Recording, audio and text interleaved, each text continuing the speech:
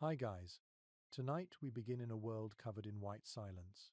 You are standing in a landscape where the air bites, the stars seem brittle, and the snow stretches farther than you can imagine. Your breath comes out like smoke from a tiny chimney, and the ground crunches with each slow step. The world feels endless, but also intimate, as if the snow itself is listening. You probably would not survive this first night if left alone, wrapped in only your modern jacket and optimism. So, before you get comfortable, take a moment to like the video and subscribe, but only if you genuinely enjoy what I do here. I'd love to know where you're listening from and what time it is there. Now, dim the lights, and let's wander into the flickering glow of a world built for endurance and grace. The wind moans like a low flute as you walk toward a distant orange shimmer. Someone has built a fire, and its heat hits your face like a memory. The firelight reveals the outline of a shelter, rounded, low, breathing smoke from a hole in its crown. Inside, voices murmur softly, the kind of talk that fills the space between chores and sleep. You push aside a hide flap and step into history. The first thing you notice is warmth that feels alive, not mechanical. It breathes. It carries the scent of earth and pine resin, of fur and baked clay. You realize this is more than just protection. It is technology shaped by patience and intuition. Native peoples across North America, from the Arctic tundra to the desert plateau, all solved the same ancient problem: how to keep body and spirit warm when winter came to test them. The irony is almost funny. Today, you turn a thermostat and think of comfort as a button. Back then, comfort was built layer by layer, pole by pole. Every decision mattered: where to pitch camp, how to face the entrance, how to balance the smoke hole with the wind. Each shelter was a compromise between heat, airflow, and the sacred sense of direction. Fire crackles in the center of the room. A grandmother hums, stirring something thick and fragrant in a pot hung above glowing coals. Shadows of others, children wrapped in fur, hunters drying moccasins, flicker along the walls. You can almost feel the rhythm of centuries in that space. The same movement repeated every winter: patching bark, tying hides, feeding embers. You crouch near the flames, letting the heat seep into your bones. The structure around you is simple yet brilliant. Wooden poles lean toward one another like clasped fingers, their tips meeting at the top. The outside is layered with buffalo hides, stitched so precisely that no snow or wind can creep through. Beneath your feet, woven mats keep you from touching frozen soil.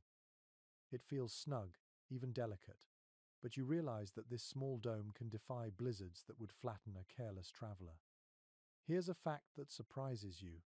Many of these winter dwellings maintained indoor temperatures above freezing, even when outside dropped to 40 below. They weren't primitive huts. They were finely tuned systems of air control and insulation. Archaeologists have found remnants of packed earth walls so dense they functioned like early thermal batteries, absorbing heat by day and releasing it at night. It is humbling to know that people achieved this balance without measuring devices or blueprints, just observation, testing, and stories handed down. There's a fringe theory, one that anthropologists debate quietly, that certain tribes arranged their shelters according to cosmic patterns, aligning doorways with solstice sunrise or lunar paths to harmonize energy flow. It sounds mystical, but you can imagine it, waking each morning to the same celestial rhythm, feeling part of something larger than survival. Historians still argue whether these alignments were spiritual, practical, or both. Some suggest that facing east helped capture the first warmth of daylight. Others think it marked renewal, the symbolic rebirth of each cold morning. Either way, the precision is striking. Even a few degrees off, and the wind could slip inside like a ghost. The air grows thicker with smoke, sweetened by cedar. You stretch out a hand, feeling the delicate draft from the smoke hole pulling upward. It's a natural ventilation system designed centuries before modern chimneys. You imagine nights spent maintaining that perfect balance, enough airflow to keep breathing easy, but not enough to lose the precious heat. Someone nearby adjusts a hide, and a faint gust brushes your cheek. The warmth dips, then recovers. You realize how alive this structure is. It reacts, breathes, and communicates with its makers. Outside, the snow continues to fall. Each flake lands softly, muffling the world in silence. The fire hums its steady rhythm. You think about how every winter must have been both enemy and teacher. People learned from frostbite and collapse, from the color of the sky and the bend of smoke. They became engineers of endurance. The most remarkable thing, perhaps, is how beauty never disappeared from necessity. Even in the harshest months, the shelters were adorned, painted hides, carved doorposts, woven mats dyed with berry juice. Warmth was not just physical, it was cultural, emotional, communal. When everything froze outside, people wrapped stories around themselves just as tightly as their furs. You glance up. Through the smoke hole, you see a slice of cold stars. They blink like slow heartbeats, steady, eternal. You picture generations before you, sitting exactly here, breathing this same air, tracing constellations through the same small window in the ceiling. You shift closer to the fire. The rhythm of the crackling wood slows your thoughts. You can feel sleep pressing at the edges of your awareness. It's easy to imagine how these nights must have sounded a lullaby of sparks, distant wind, and the soft snores of a dozen relatives nearby. But stay awake a moment longer. You've only just begun this journey. Ahead lie lodges built half in earth, domes sealed in bark, and shelters carved from the snow itself. Each one answers the same question in a different voice. How do you build warmth where warmth shouldn't exist? As you drift in thought, someone tosses another log on the fire, and sparks swirl upward like tiny stars, chasing the ones above. For an instant, the whole world past and present glows. Outside, the storm gathers. Inside, humanity endures, wrapped in skill, ritual, and stubborn hope. The fire dims, leaving trails of red light that dance across your eyelids. Outside, the wind changes direction, and you feel the entire shelter shift its sighing breath. You step into the morning snow, and the cold bites through every layer. It makes you understand instantly why knowing the seasons was not optional. It was life or death. The people who built these shelters did not wait for winter to arrive before thinking of warmth. They read the year like a story, and prepared for the next chapter long before the page turned. You begin to sense that time itself guided construction. The sun's path, the migration of animals, even the color of the sky in late autumn told them what kind of home to build and where to place it. Every tribe had its rhythm, a kind of pulse that matched the earth's own heartbeat.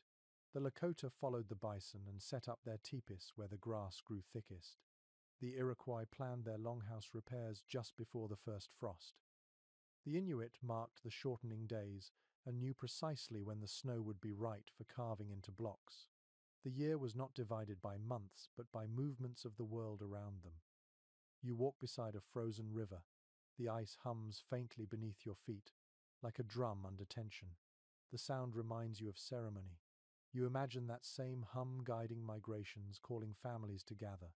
When people moved, they carried their homes in memory and muscle. You can almost hear the careful folding of hides, the soft rhythm of poles tied into bundles. There was poetry in the repetition. A mainstream fact sits quietly in the background of this life. Many native groups followed seasonal rounds, traveling between fixed summer and winter camps. These were not aimless wanderings, but precise migrations that balanced ecology and energy. They knew where trees grew straight for poles, where clay could be dug for insulation, and where animals moved for hunting. To survive the cold, you first had to understand the year's language. You look toward the horizon, where pale sunlight drips through the clouds. The air smells faintly of frozen sage. Someone once said the land itself was a calendar. Each tribe's year revolved around recurring places, as if the earth remembered them too. Somewhere nearby, a storyteller begins speaking. His voice is low, almost part of the wind. He says that the first shelters came from watching the world's own builders. Animals burrowed, birds wove, beavers packed mud. Humans merely refined the lessons. A quirky legend follows. Certain tribes told that foxes taught early people to dig half under the earth for warmth, and that the first lodge poles were gifts from the forest spirits who pitied cold children. You smile at the image of foxes as architects, clever and quick. Historians still argue whether such stories were symbolic or held practical origin truths. Maybe both. Oral tradition carried technical information coded in mythic form. Saying the fox taught you to dig was another way of saying, observe the animals, they know what works. As the wind picks up, snow drifts across the plains in slow waves. You imagine families moving with it, trailing herds, searching for just the right hollow or hill where the wind breaks cleanly. The sky might be silver, the ground solid white, but within these movements there is order. Each camp returns to places of memory. A certain bend in the river, where last year's fire pits still mark the soil. A grove where bark peeled easily. A ridge that faces morning light. You crouch and scoop a handful of snow, letting it melt in your palm. This water has traveled too, from clouds to rivers to veins. Everything moves in cycles, and shelters are part of that circle. When spring came, the people dismantled them, sometimes burning what could not be carried, ash mixed with soil, feeding new growth. Nothing wasted, nothing idle. In one settlement, you find markings cut into wood, small notches in sequence. They might be records of years, or perhaps measures of the seasons. Anthropologists suspect some tribes kept time through counting sticks or lunar stones, ensuring no one forgot when to begin gathering materials. It wasn't superstition, it was scheduling in its purest form. You close your eyes, picturing a meeting of elders around the last autumn fire. They discuss the signs, the color of leaves, the flight of geese, the behavior of wolves.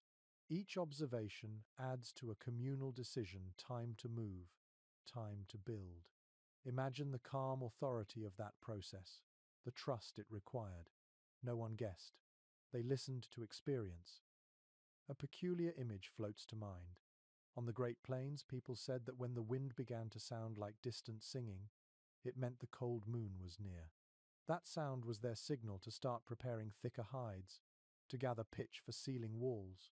You pause, listening to the wind now, half expecting to hear that eerie melody. It is easy to believe such omens when you live in a world tuned to nature's frequency. The snow crunches under your boots again as you walk.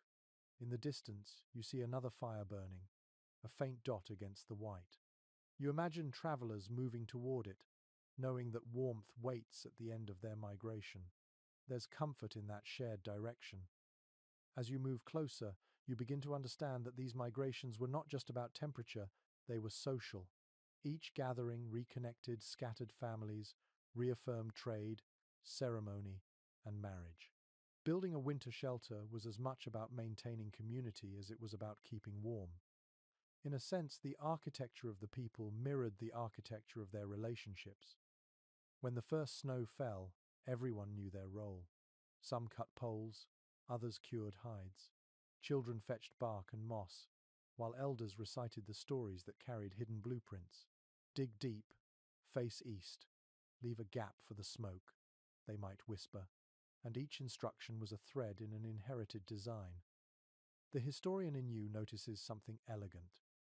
Every tribe's solution responded directly to the rhythm of its landscape. Plains typists breathed wind, woodland wigwams clung to forest insulation, Arctic iglus borrowed cold itself as protection. All different, yet all synchronized to one truth: the seasons decide the architecture. As twilight falls, you sit by another fire, this one beside a half-frozen stream. The light shivers across the water, and you realize that time is flowing too, slow but unstoppable. You imagine centuries of people repeating the same seasonal dance, guided not by calendars but by the intimate pulse of the earth. It feels timeless and deeply human. Snow begins to drift again, soft as feathers. The rhythm of the year continues, an endless circle, a song you can almost hum. The shelters you've yet to see are already waiting somewhere ahead, tucked into the folds of history like warm hands under fur blankets. The world around you begins to thaw, just slightly, enough for the scent of damp soil and resin to rise into the air. You crouch and touch the frozen ground, feeling the weight of centuries beneath your fingertips. It is here, in the smallest details of the earth, that warmth begins. The people who once called this land home did not go to markets or workshops for their building supplies. Everything they needed waited quietly underfoot or grew within arm's reach. You realize how deeply they must have known their environment to survive winters that could strip bark from trees. You move closer to a cluster of logs left behind from an old camp. Each one tells a story of purpose. They were not chosen at random. Builders searched for wood that flexed without breaking, bark that peeled easily, and fibers that resisted rot. Some tribes favored willow, others birch or cedar. Each had its reason. Cedar gave off a gentle aroma when burned, birch bark resisted water, and willow bent into curves perfect for domed frames. It is well documented that native builders understood the chemistry of materials long before the word existed. They soaked bark to make it pliable, layered grass mats for insulation, and used animal sinew as waterproof thread. As you walk through the forest, you notice how every sound echoes softly. The crunch of snow, the creak of trees, the quiet flutter of a distant bird. The forest is both resource and teacher. Some elders said that if you listened closely to the wind moving through branches, you could hear which trees wanted to be used and which should be left to grow. A lesser-known curiosity claims that builders would sometimes place offerings, tobacco, beads, or bits of food at the base of a tree before cutting it. They believed it showed respect to the spirit of the forest. Whether you call it religion, philosophy, or courtesy, the act itself shaped how people harvested, sparingly, deliberately, and with care. You pause near a half-frozen stream where cattails still poke through the ice. Their brown tips tremble in the breeze. These reeds were more than decoration. Dried and layered, they formed mats that trapped heat better than cloth.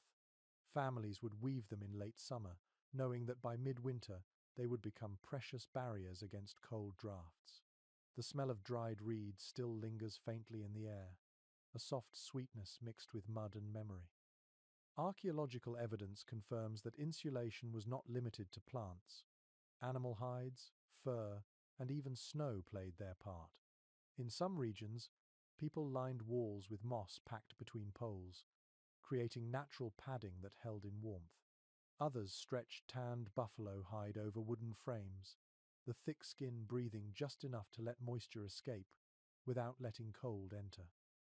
You run your hand over the imagined texture of those hides, rough outside, velvety within, and think how far this is from modern insulation, yet how similar in purpose. Experts remain divided on how early people first discovered the insulating properties of snow itself.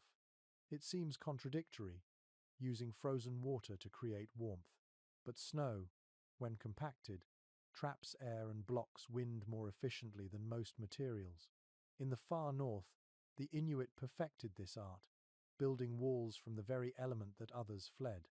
You can almost hear the satisfying crunch of snow blocks sliding into place, the hush that follows once the outside world is sealed away.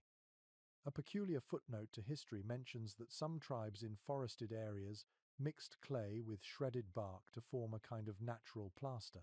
When dried, it hardened like pottery, turning flimsy huts into sturdy shelters. The surface even reflected firelight, creating a soft glow at night. Imagine lying in such a home, the walls faintly shimmering with amber light, while wind howled beyond reach. You kneel by a pile of dried pine needles and realize how scent must have played a role too. Every material carried its own perfume.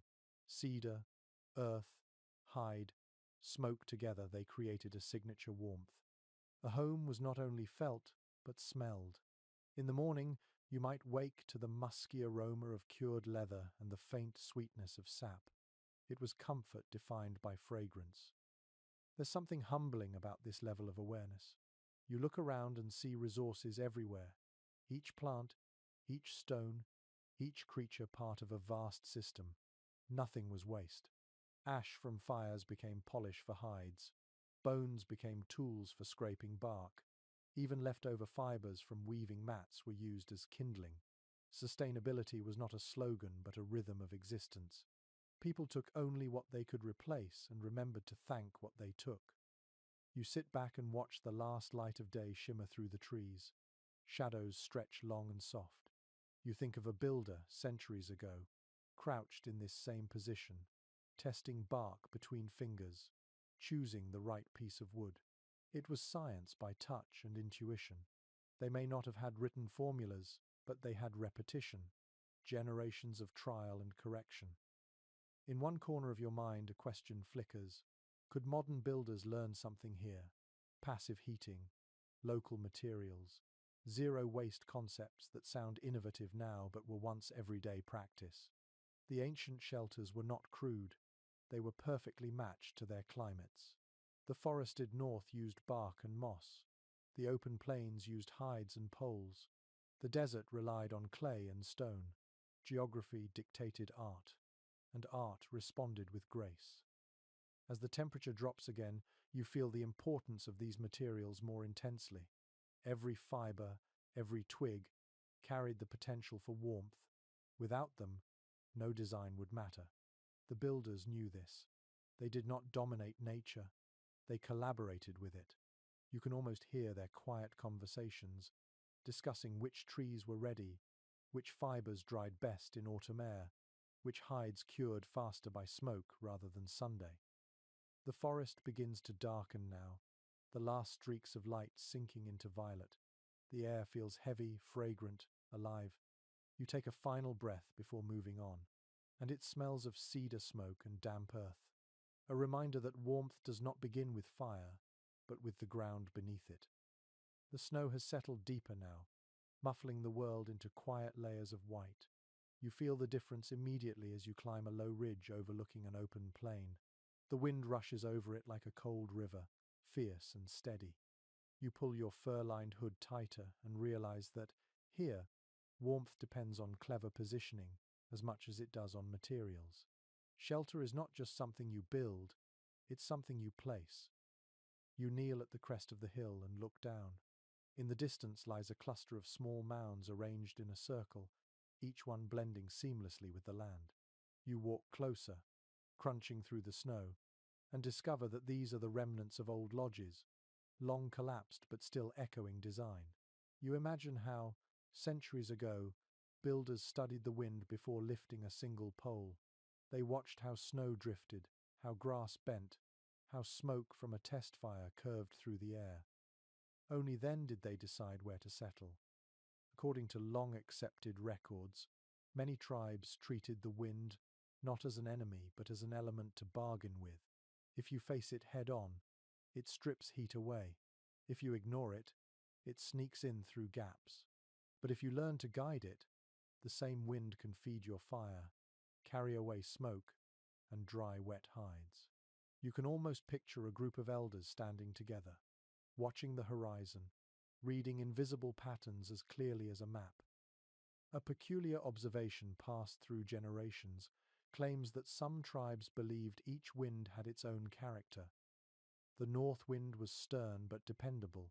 The west carried stories. The south whispered of warmth. Builders would often orient their homes away from the harshest current, but leave a narrow opening facing its gentler cousin. It sounds poetic, but it worked. The design allowed just enough air movement to keep fires burning evenly without smothering them. Researchers continue to puzzle over how precise these orientations could be. Archaeological maps of ancient lodges show consistent angles, often within a few degrees of each other, suggesting a deep environmental knowledge. Was it superstition? Was it early meteorology? The evidence leaves room for interpretation. What's clear is that wind, in the hands of these builders, became a tool rather than a threat. You step into the remains of one structure. Its circle of stones outlines where walls once stood, and a shallow pit marks where the hearth once glowed. The entrance faces slightly southeast, away from the bitterest gusts. Behind it, A slope rises like a natural barrier. This is more than luck, it's planning. The hill blocks wind, the hollow traps heat, and snow piling against the back adds extra insulation. You realize nature itself became part of the architecture. Most researchers agree that location was as important as design. Builders sought sheltered valleys, thick groves, and river bends where the air moved softly.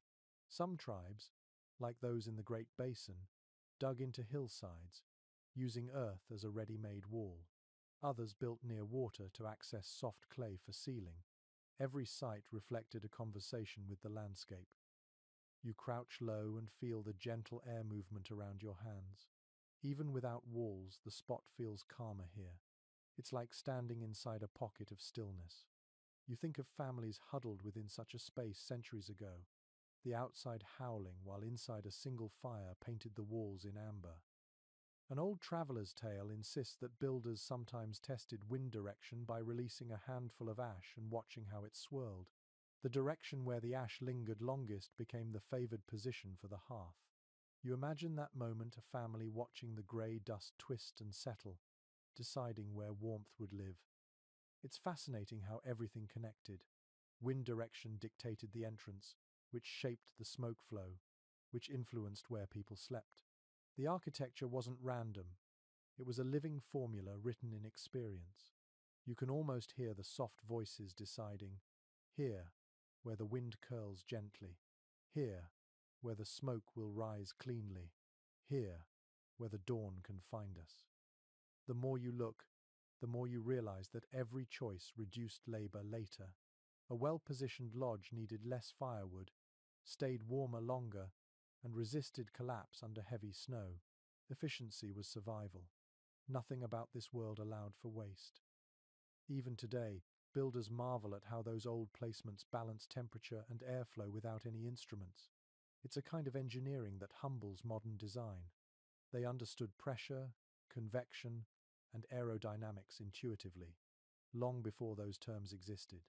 The placement of a single doorway could mean the difference between comfort and frostbite.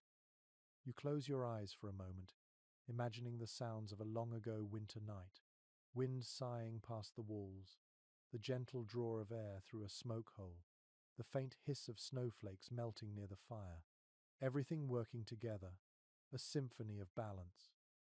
In a far corner of the plains, another story lingers. Some elders claimed the wind carried the voices of ancestors, guiding builders where to settle. When the air grew too still, they took it as a warning to move on. Whether you believe in spirits or science, the result was the same: harmony with the invisible. As twilight deepens, you watch the snow drift lazily into the old windbreaks. The shapes of the ancient lodges blur into shadows, yet their wisdom remains. You can feel it in the air itself, soft and deliberate, shaped by centuries of hands that knew how to listen to the land. You take a slow breath, and the world smells of pine, smoke, and cold air tamed by genius. The lesson is simple but profound. Warmth begins not just with fire or walls, but with the wisdom of where you choose to stand. The morning light feels pale and forgiving after the long blue night. You walk toward the edge of the plains until the land begins to dip and roll into soft hills. The snow is thinner here, and tufts of golden grass poke through, brittle and shining. Ahead you see a cluster of low mounds half buried in frost. They look like sleeping giants. But as you draw closer, you realize they are homes, earth lodges. Half under the soil, half above it, shaped like gentle domes that breathe warmth back into the air. You step into the nearest one. The doorway is small, and you have to bend to enter. Immediately the air changes. It is still cold, but not biting. The inside holds a steady, deep warmth that feels almost alive. Your breath no longer turns to crystals. You can smell smoke, damp clay, and something faintly sweet, maybe corn roasting over coals. In that dim light, you can see the ribs of the structure, thick logs arched toward the center, coated with woven brush and packed earth. The roof dips low, almost touching your head. It feels safe, like standing in the womb of the world. Archaeological evidence confirms that tribes like the Mandan, Hidatsa, and Arikara built these semi-subterranean lodges across the northern plains. The design was brilliant in its simplicity. By sinking half the home into the ground, builders took advantage of the Earth's natural insulation. Soil absorbs and releases heat slowly, keeping interiors stable even when winter storms shrieked above. Some of these lodges could stay around 50 degrees Fahrenheit inside while the outside froze solid. An unusual account recorded by early explorers tells of how some families even kept small patches of green moss alive inside their lodges through the winter. They believed it kept the air fresh and carried luck. Whether that's true or just an outsider's misinterpretation, it paints a vivid picture, life persisting in miniature gardens beneath the frozen sky. Experts remain divided on when exactly this architectural form first appeared. Some argue it developed independently across regions. Others think it evolved from temporary pit houses used thousands of years earlier. The timeline blurs, but the concept endures. Wherever people faced the long winters of the plains, they turned to the earth for comfort.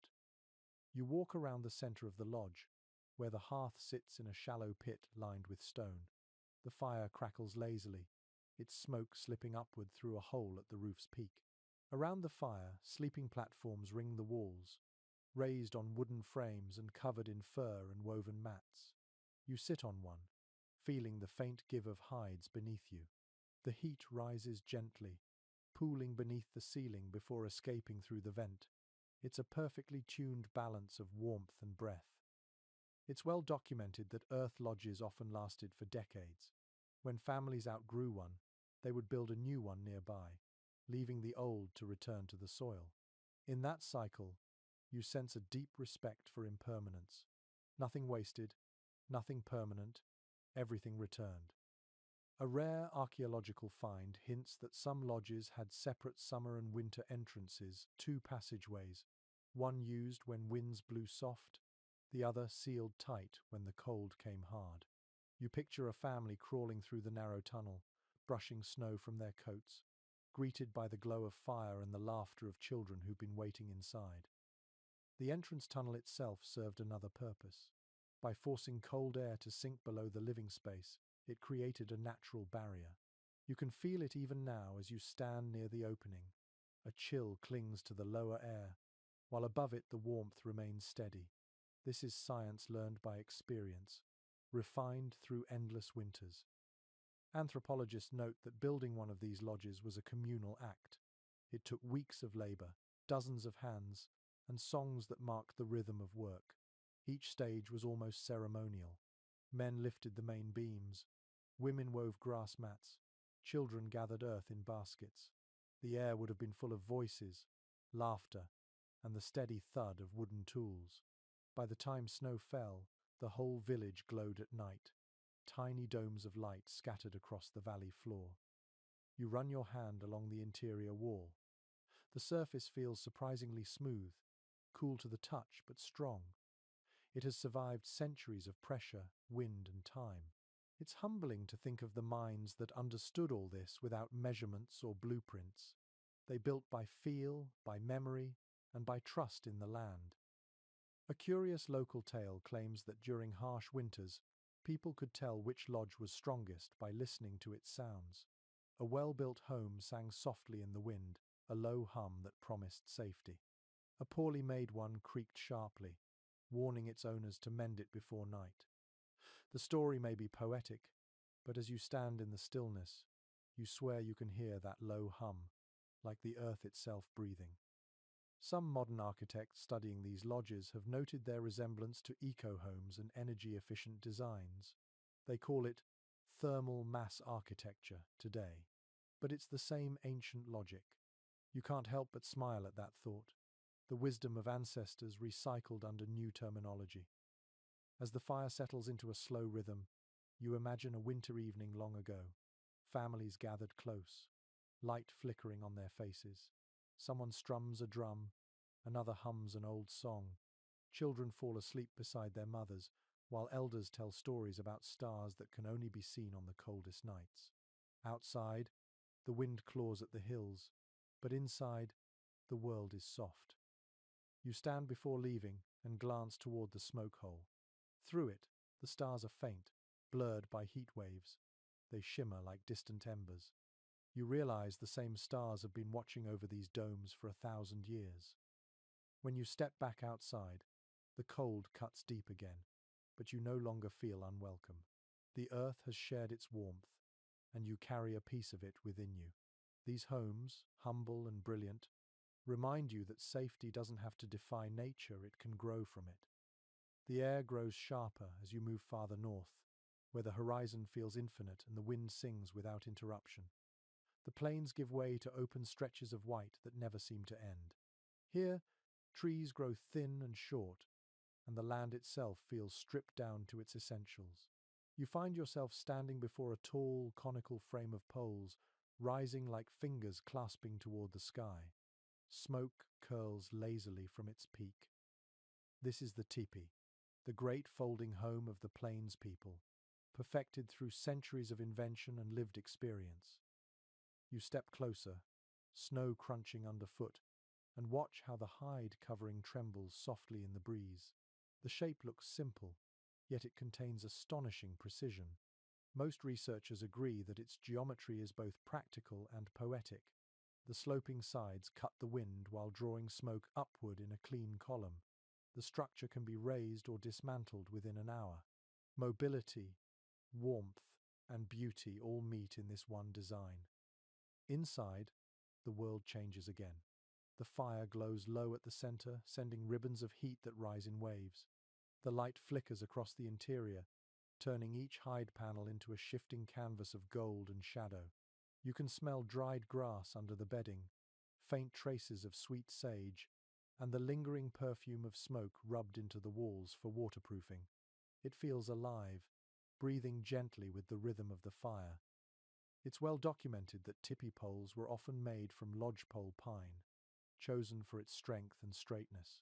Builders selected trees by sight, measuring with outstretched hands, trimming bark with stone axes polished smooth by years of use. The poles formed a tripod first, then others were added, each one tied with sinew at the apex, crossing with mathematical grace. The result was a frame that could flex with wind yet hold firm through storms.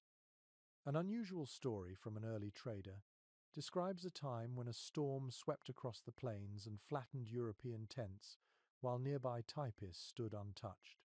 The trader wrote that he couldn't understand it until he felt the poles himself warm to the touch even in the cold, the structure distributing pressure so evenly it could shed the wind like flowing water. You imagine his surprise as he realized how much knowledge was hidden in that elegant cone.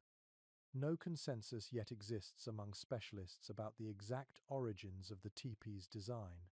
Some anthropologists suggest it evolved from earlier lean-to structures. Others believe it represents the gradual refinement of nomadic engineering, honed by following herds of bison across the grasslands. What no one disputes is how perfectly it matched the lifestyle of its makers.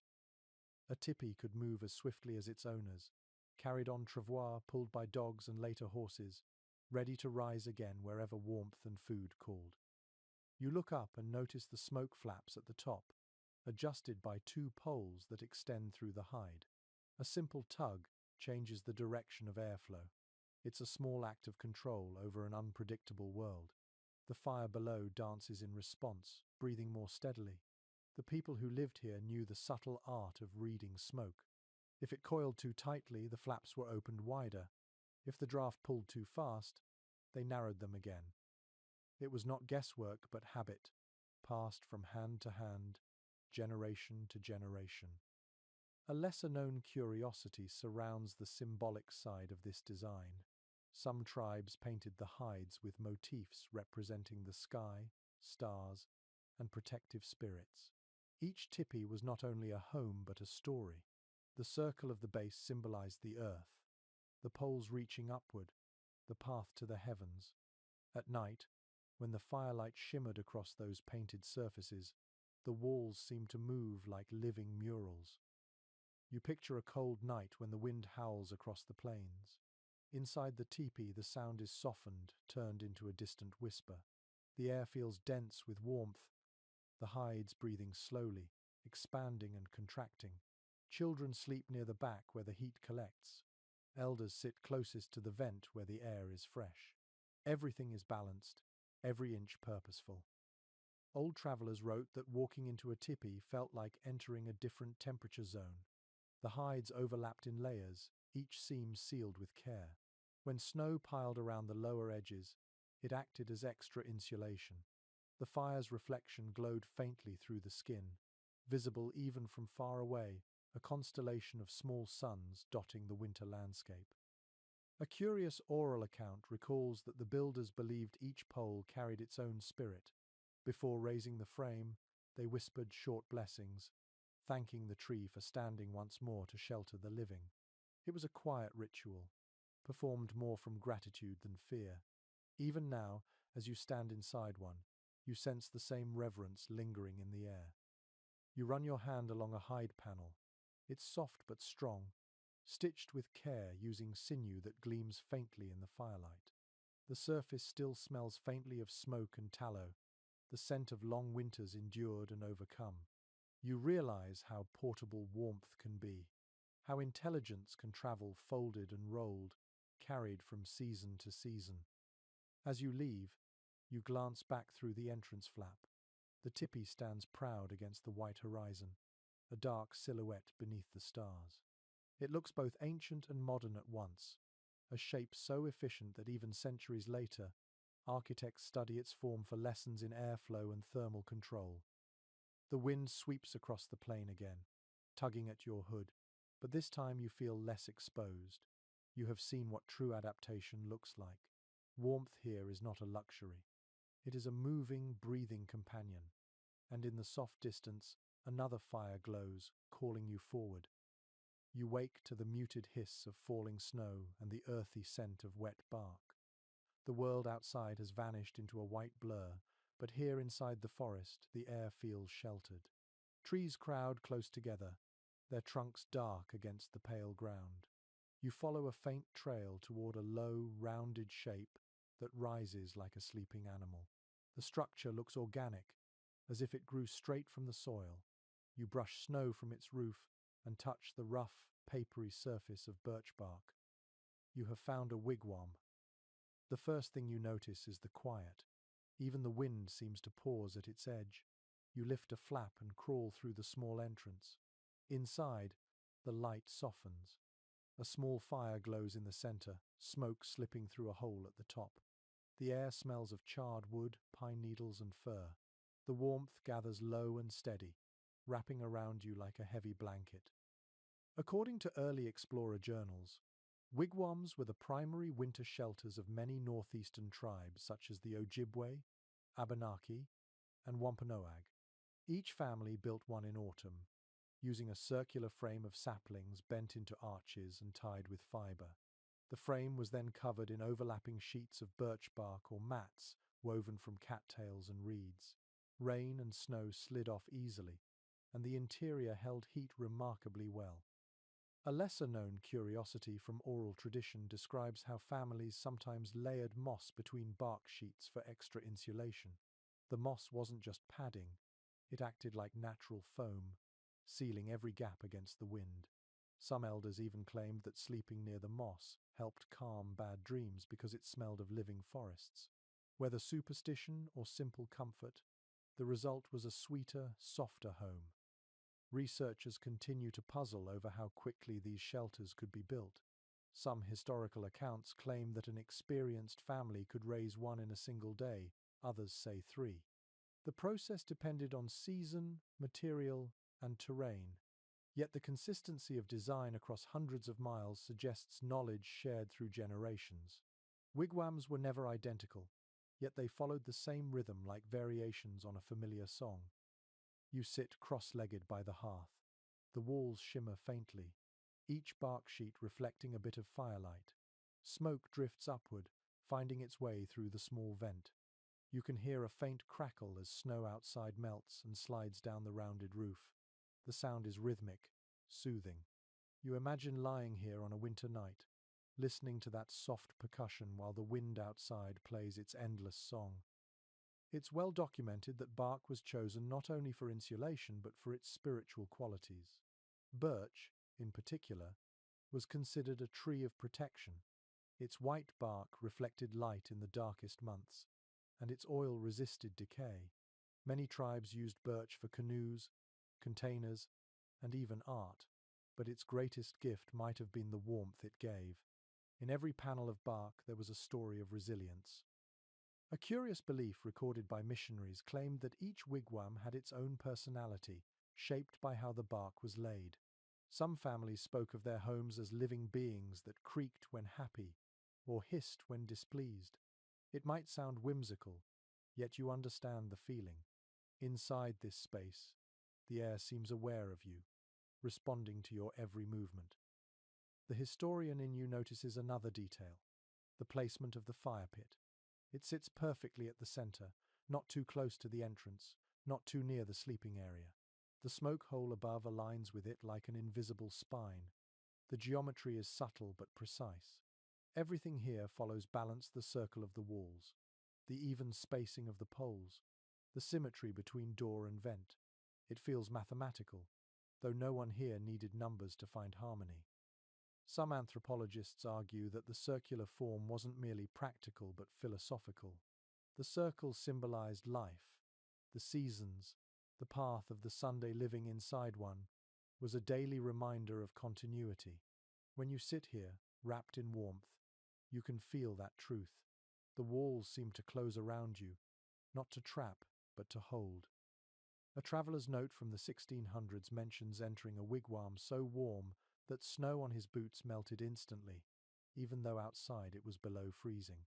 He wrote that he could not see how such thin walls could hold such comfort. The secret lay in layering. Each bark sheet overlapped the next, like shingles, with edges sealed by pine resin. The structure breathed slowly, keeping smoke moving while trapping heat. An unusual practice accompanied maintenance. After heavy storms, families brushed snow away with pine branches, not to prevent collapse but to ensure even weight distribution.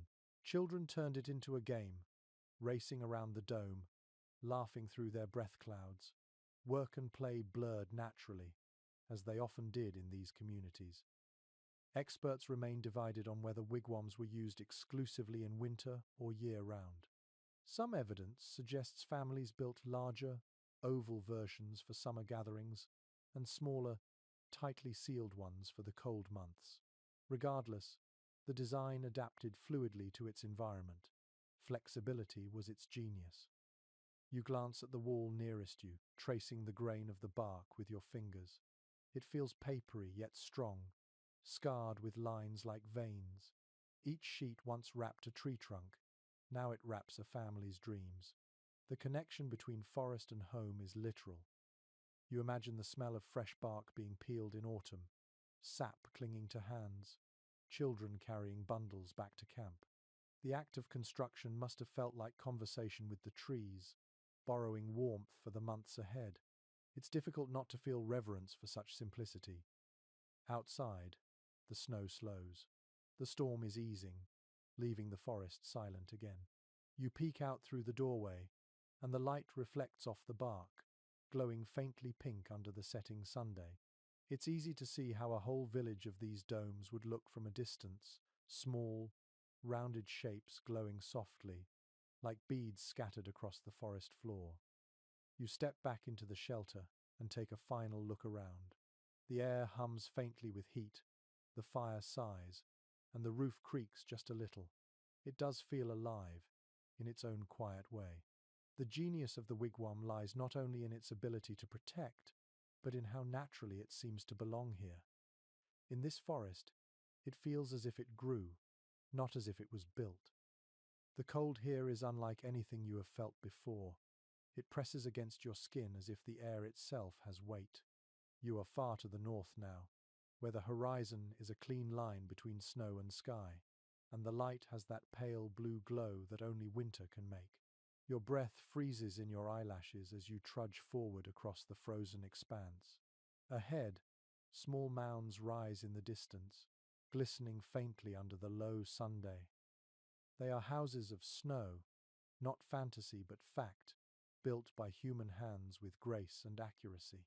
You are about to enter an Inuit igloo. The word igloo simply means house in Inuktitut, though outsiders came to use it only for these domes of snow. They are not the fragile sculptures you might imagine. They are architecture in pure form, light, geometry, and science meeting in silence. You approach one and kneel beside its entrance. The tunnel leading in is narrow, barely wide enough for you to crawl.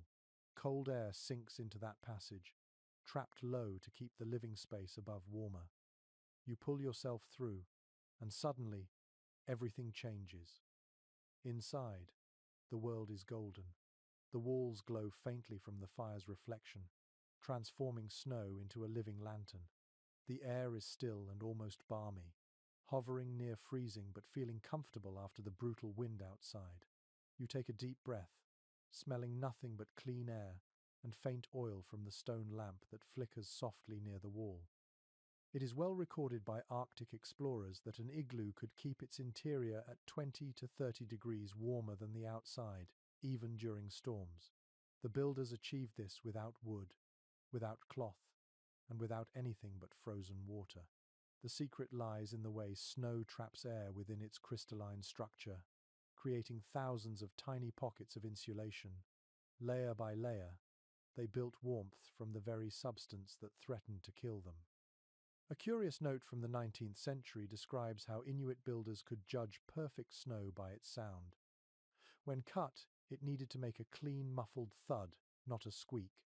The wrong snow, too powdery or too icy, would crumble or conduct too much cold.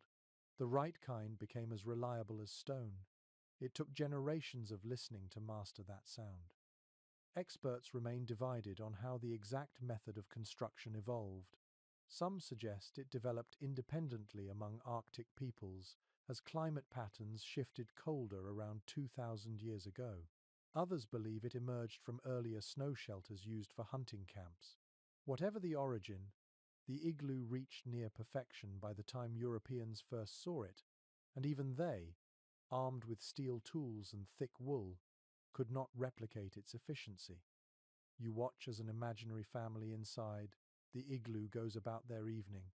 The father trims the wick of the quillic, a small lamp fueled by seal oil. The mother scrapes frozen meat with a stone blade, the rhythmic sound blending with the low hum of conversation.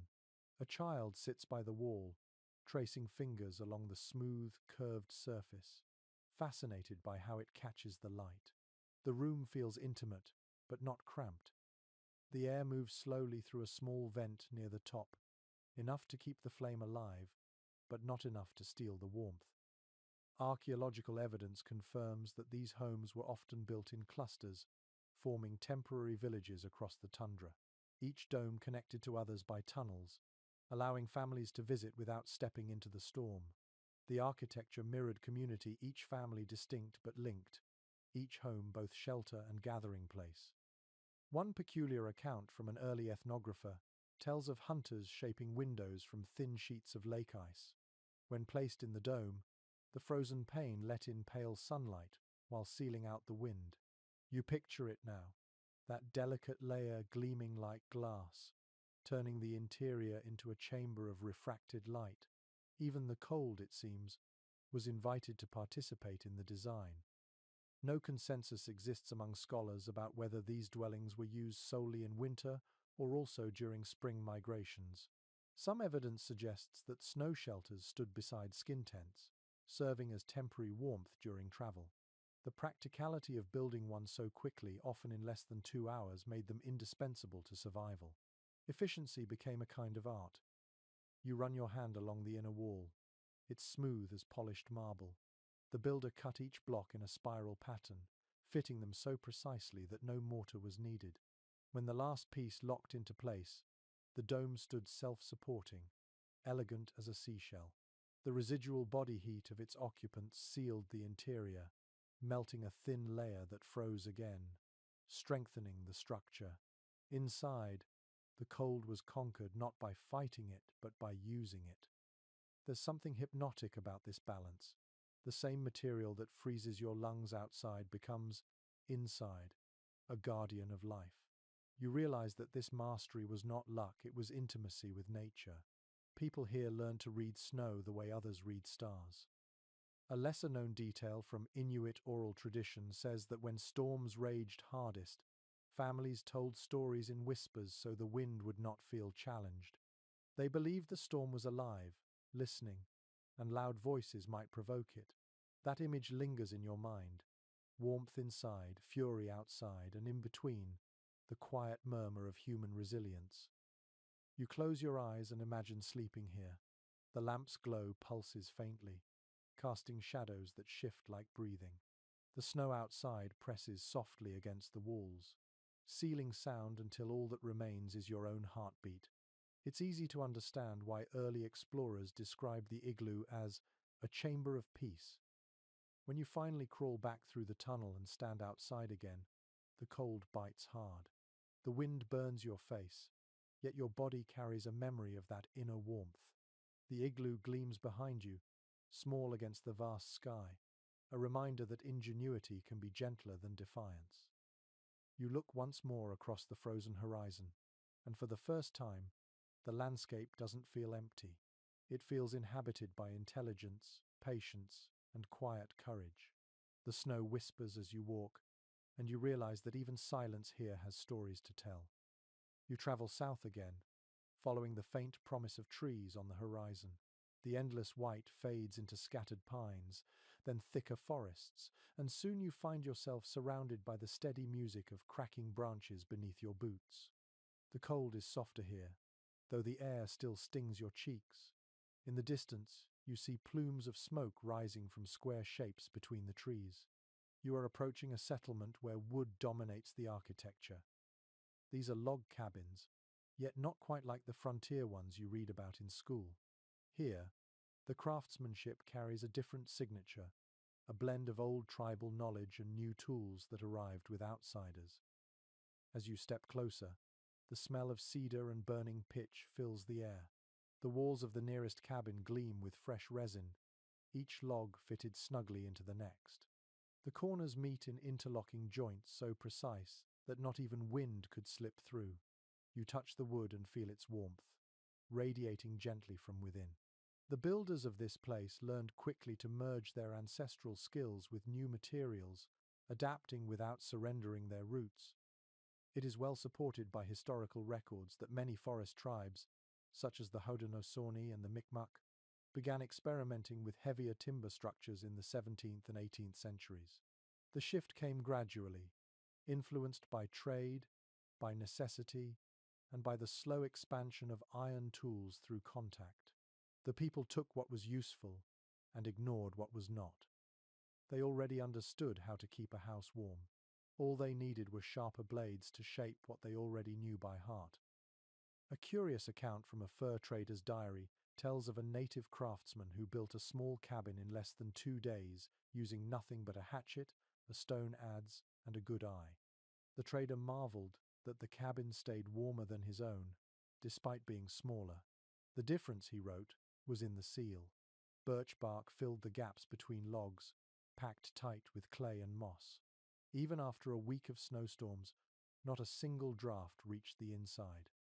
Some architectural historians still debate whether these hybrid homes represented loss or innovation.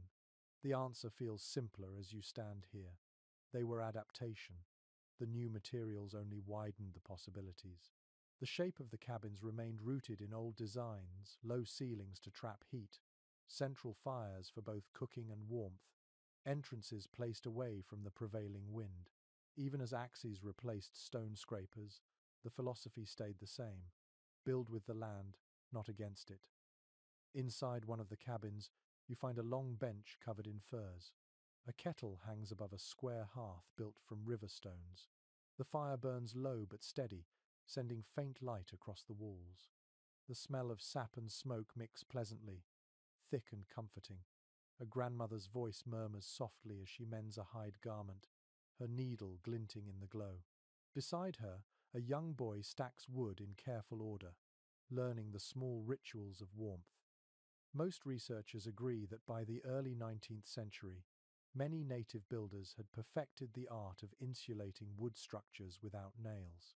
They used wedges of bark and clay instead, sealing even microscopic gaps. The result was not only warmth but silence.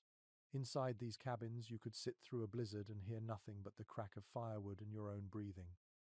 A lesser-known tradition from this era tells of how families used cedar shavings under the floorboards to release fragrance as they walked. Each step stirred a faint, sweet aroma that mixed with the smoke above. Warmth here was not just physical, it was sensory, an embrace made of scent and sound. You watch as the wind outside brushes the walls. The cabin doesn't tremble. It hums faintly, absorbing the impact. There is a kind of quiet power in this stillness, the way the walls hold their ground without strain. You realize that every plank carries the echo of forest rhythm. The trees that once stood shoulder to shoulder now stand again, reassembled into a living geometry of protection. Experts remain divided on how much European design truly influenced these later shelters. Some evidence suggests that the idea of stacked logs predated colonial contact in regions where longhouses already used similar horizontal framing. Perhaps the newcomers merely added iron tools to refine what already existed. What cannot be debated is that these cabins preserved the same spirit of cooperation that built the earth lodges and wigwams before them.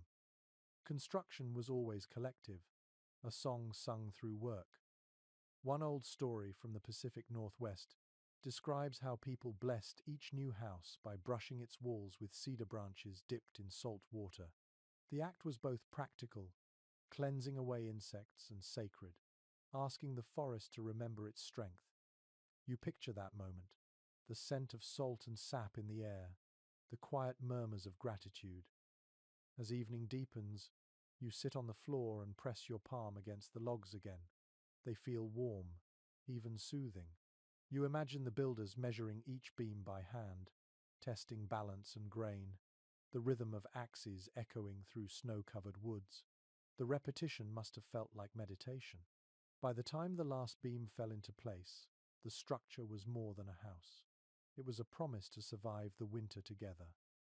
Outside, the snow has begun again, thick flakes tumbling through the dim light. Smoke drifts upward from the chimney, twisting into the night. You step out and look back at the glowing square of the window.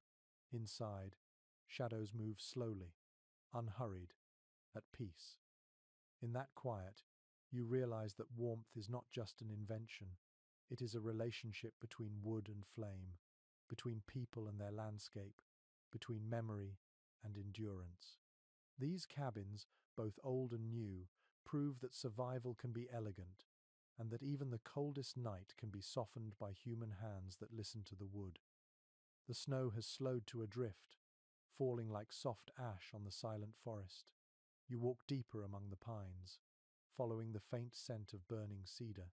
The smell is sweet, sharp, and oddly comforting, like something holy carried on the wind. As you draw closer, you hear a soft crackle and low voices chanting in rhythm. The sound is not quite song and not quite speech. It is prayer. You have reached a place where heat and spirit are one and the same.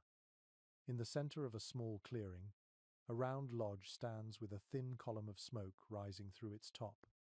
The structure is made from cedar poles covered in bark and hides. Its low doorway faces the east, and the air around it glows faintly with amber light. Inside, you can just see the shadows of figures sitting close to a fire. They move slowly, rhythmically, as if in conversation with the flames. This is not merely a shelter, it is a living sanctuary where warmth is sacred. Most researchers agree that for many tribes, fire was more than a tool.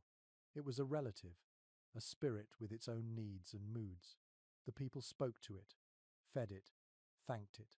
Each spark had meaning. Lighting a fire at the start of winter was an act of renewal, a promise to endure. That same flame might burn through the cold months without ever being fully extinguished, passed from one hearth to the next when a new home was built.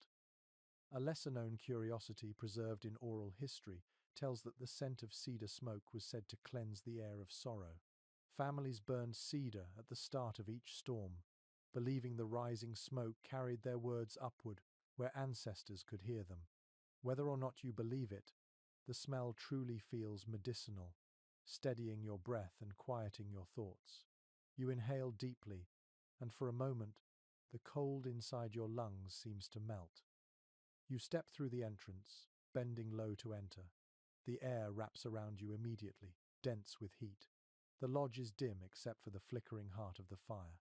Around it, people sit in silence, faces painted by shifting light. The smoke hole above allows a faint blue column to rise straight into the night. You sit quietly at the edge, letting the rhythm of crackling wood and steady breathing carry you into calm.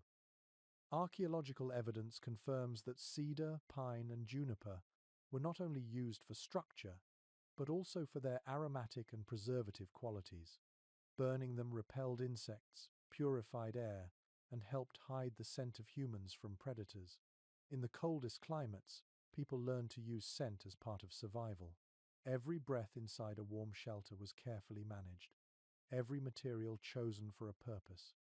Some ethnographers continue to debate whether certain tribal smoke rituals developed primarily from spiritual belief or from practical observation of fire behavior. Perhaps the line between those worlds never existed. In the stillness of this lodge, it's easy to see how faith and function could fuse into one simple truth: warmth is life, and life deserves reverence. A traveler's note from the 1700s describes sitting in a similar lodge during a blizzard. He wrote that the smoke drifted through the roof hole like a thread of silk, perfectly steady, even as winds screamed outside.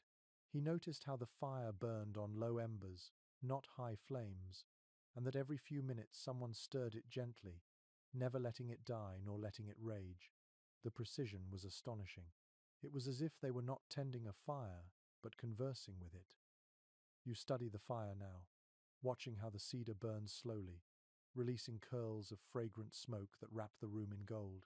The air feels soft on your skin, heavy with warmth and oil. The walls exhale faintly with each gust of wind outside. The people around you barely move, their stillness broken only by the small gestures of keeping the flame alive. It's well recorded in winter accounts that certain tribes treated the hearth as a communal altar. Food was cooked on its edge, stories were told beside it, and offerings of tobacco or herbs were placed in the embers. Children were taught that the fire listened, that it remembered, and that to spit or curse near it was deeply disrespectful. When you think about it, that belief carries a simple wisdom. When warmth is scarce, you treat it as sacred. A curious archaeological finding from the Northwest Plateau revealed fire pits lined with layers of crushed shell and clay. The mixture reflected heat back into the room and also gave off a faint shimmer when flames danced upon it. Imagine that glow tiny sparkles of light across the floor, making the dark night seem alive. Practical and beautiful, as so much of this culture's design was. Outside, the storm begins to howl again, yet inside, nothing stirs. The cedar crackles softly, each pop and hiss a small heartbeat. You close your eyes and listen. The rhythm feels ancient, steady, eternal. Heat here is not wasted. It circulates like breath, passed between bodies, between generations. Experts remain divided on whether the cedar smoke rituals originated with one tribe and spread outward or arose independently wherever winters were harsh. But standing here, enveloped in warmth that smells like the heart of a forest, such distinctions lose meaning. It feels as though every culture that ever faced the cold must have come to the same conclusion: warmth is holy, and fire is kin. Someone beside you hums quietly. The sound is almost inaudible, blending with the sigh of the fire. The melody seems endless, looping like wind through branches. For a long moment, you forget the storm outside entirely. The lodge feels suspended in its own time, glowing softly under the weight of snow.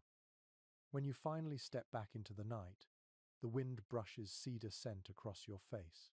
Smoke rises through the roof hole, twisting like a ghost toward the stars. You turn to look once more at the lodge. Its light flickers, tender but unwavering, a reminder that every fire ever lit began with the same hope: to keep the darkness at bay. The morning light returns, dull and grey, with the kind of stillness that only comes after a long storm. You wake to find the forest glistening, every branch iced over like glass. The air is cold but clean, the kind that stings your nose before softening into calm. You stretch and notice the faint smell of smoke still clinging to your hair. Ahead, the remains of last night's fire glow faintly, coals breathing under a thin crust of ash. Beyond the clearing, you see shapes of bundled hides hanging from branches and thick mats of woven reeds rolled beside them. It reminds you that warmth does not live only in walls and fires.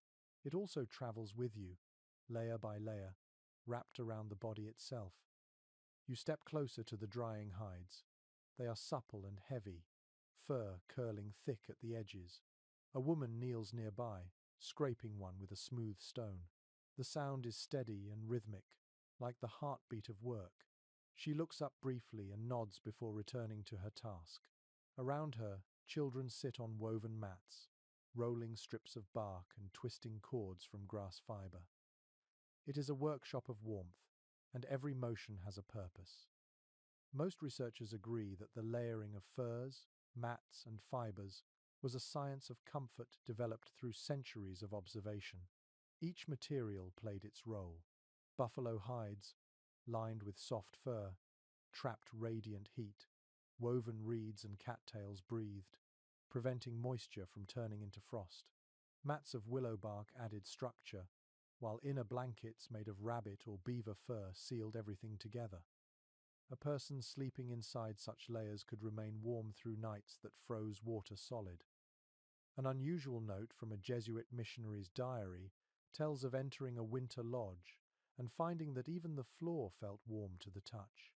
Beneath it lay a foundation of dried grass and reeds several inches thick. When the family slept, their combined heat sank into the mats, which then returned the warmth slowly like a living stove. The missionary wrote that it felt like sleeping upon a hearth disguised as a bed. Experts remain divided on how intentionally thermal these designs were.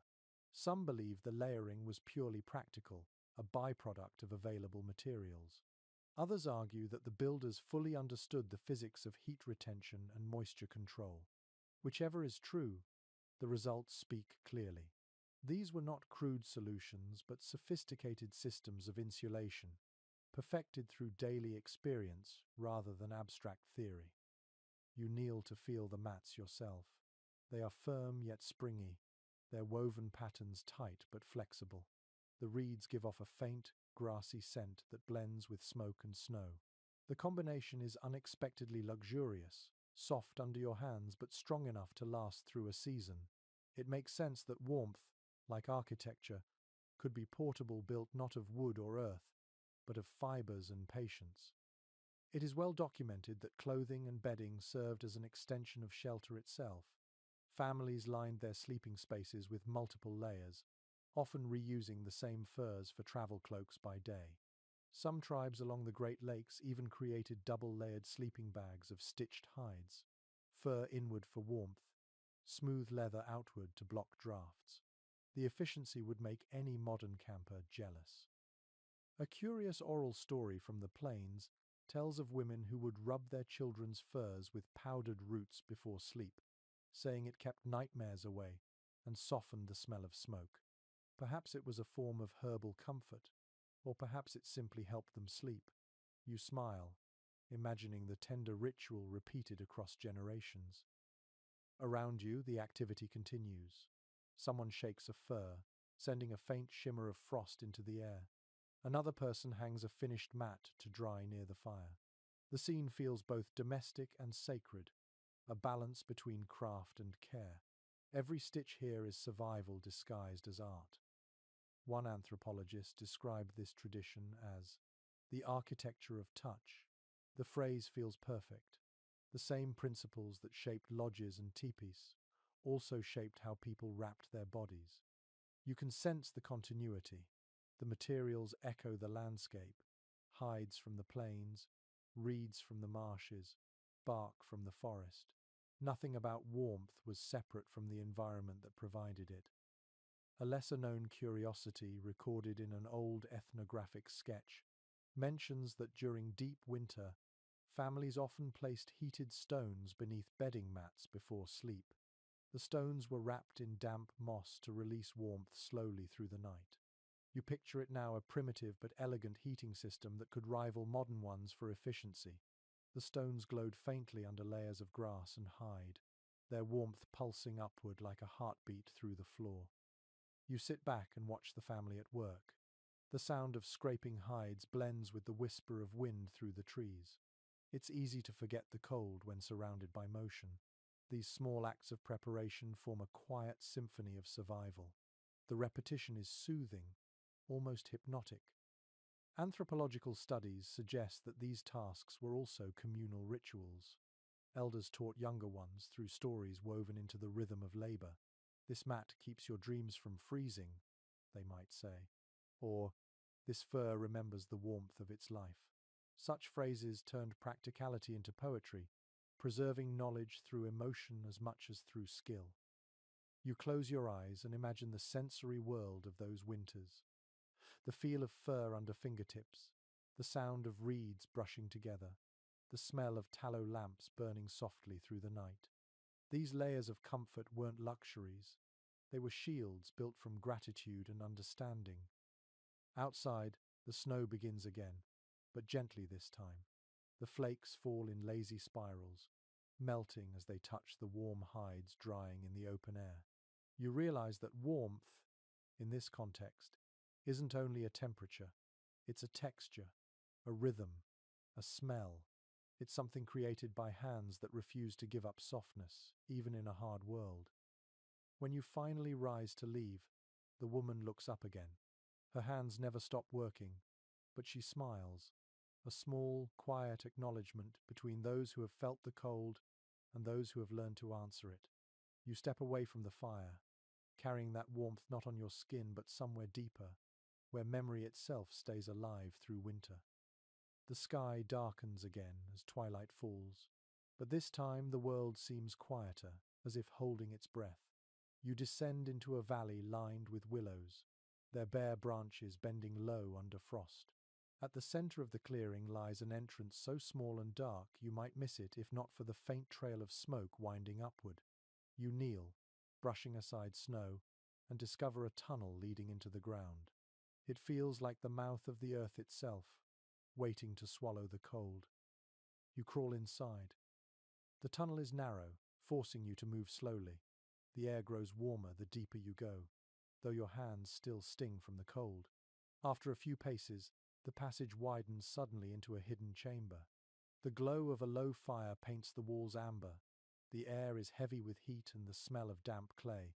You realize you have entered an underground winter house, a shelter carved half below the surface and half above, a perfect compromise between human need and the patience of the soil. Archaeological surveys indicate that such pit houses were used across the plateau and coastal regions by tribes like the Nez Perce, the Modoc, and the Chinook. Builders dug several feet into the ground, creating a basin that naturally captured warmth. Over it they laid a roof of beams and brush, sealing it with earth and moss until the structure became part of the landscape. The entrance tunnel you crawled through was not a flaw but a feature, designed to trap cold air at floor level, while the upper space remained comfortable. Even the smallest fire could maintain heat for hours. An old legend from the Pacific Northwest says that these houses were born from the dream of a mole. In the story, animals debated who could build a home safe from winter's fury. The mole simply smiled and vanished underground, returning months later warm and rested. Since then, people have built as he did. Whether literal or symbolic, the tale fits perfectly. The wisdom of warmth sometimes means disappearing from the storm. Some modern researchers continue to debate the engineering sophistication of these homes. Were they planned using thermodynamic awareness or purely instinctive knowledge? The evidence points both ways. Post holes arranged in circles, layered insulation of reeds and earth, and adjustable smoke vents suggest intentional design. Yet it is hard to draw a line between intuition and science when both emerge from observation. You sit near the hearth, feeling the gentle heat radiate through the packed floor. The walls exhale warmth like living skin. Children play near the fire, their laughter echoing softly under the low roof. The tunnel entrance behind you hums faintly with cold air slipping past. But none of it reaches this heart of warmth. The design works perfectly. The heavy air stays trapped below, while the lighter, heated air swirls above where the people sit. A curious detail recorded in early ethnographic notes mentions that families sometimes stored heated stones near the walls to act as thermal batteries. The stones absorbed energy from the fire during the evening and released it overnight, keeping the temperature stable. You imagine their faint red glow in the darkness, the slow release of warmth into dreams.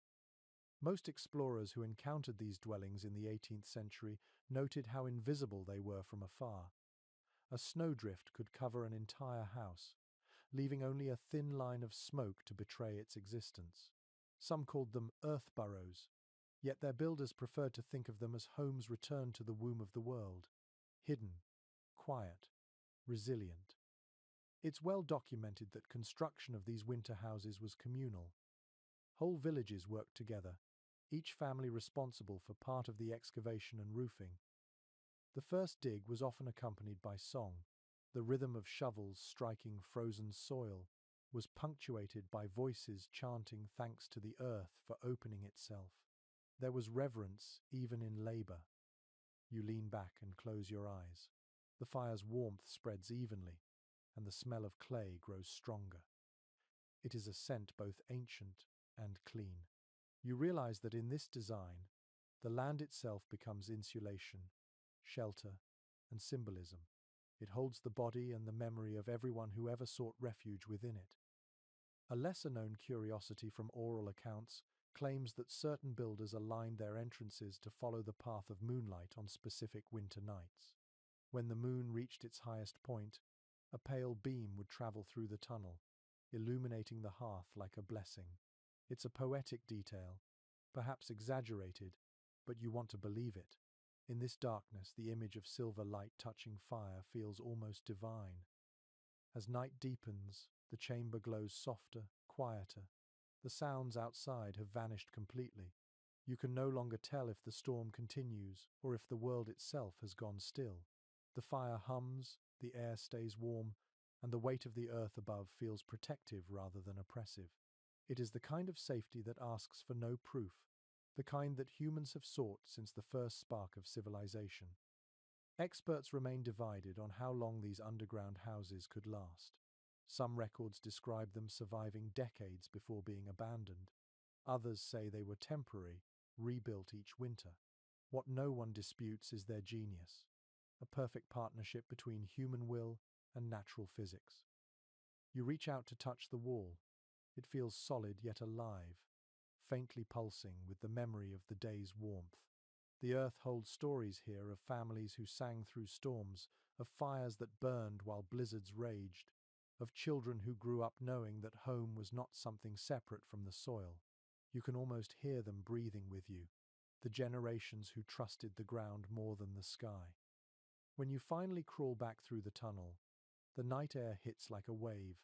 The stars above glitter sharp and cold, but you no longer fear them. Behind you, the hidden chamber continues to glow beneath the snow, unseen yet alive.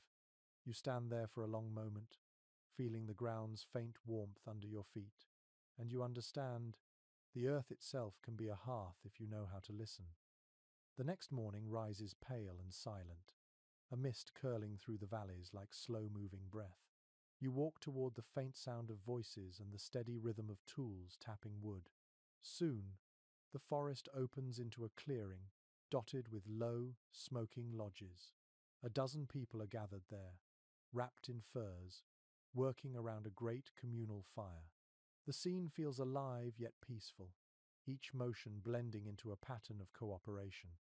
Here, warmth is not just built from materials or design, it is sustained through people. You notice how everyone moves with purpose. One woman spreads fresh pine boughs along the floor, creating a green carpet that smells crisp and resinous. A man adds logs to the fire, careful not to choke the flame. Two children carry baskets of dried meat to a nearby rack, while an elder hums softly, tending a pot suspended above the coals.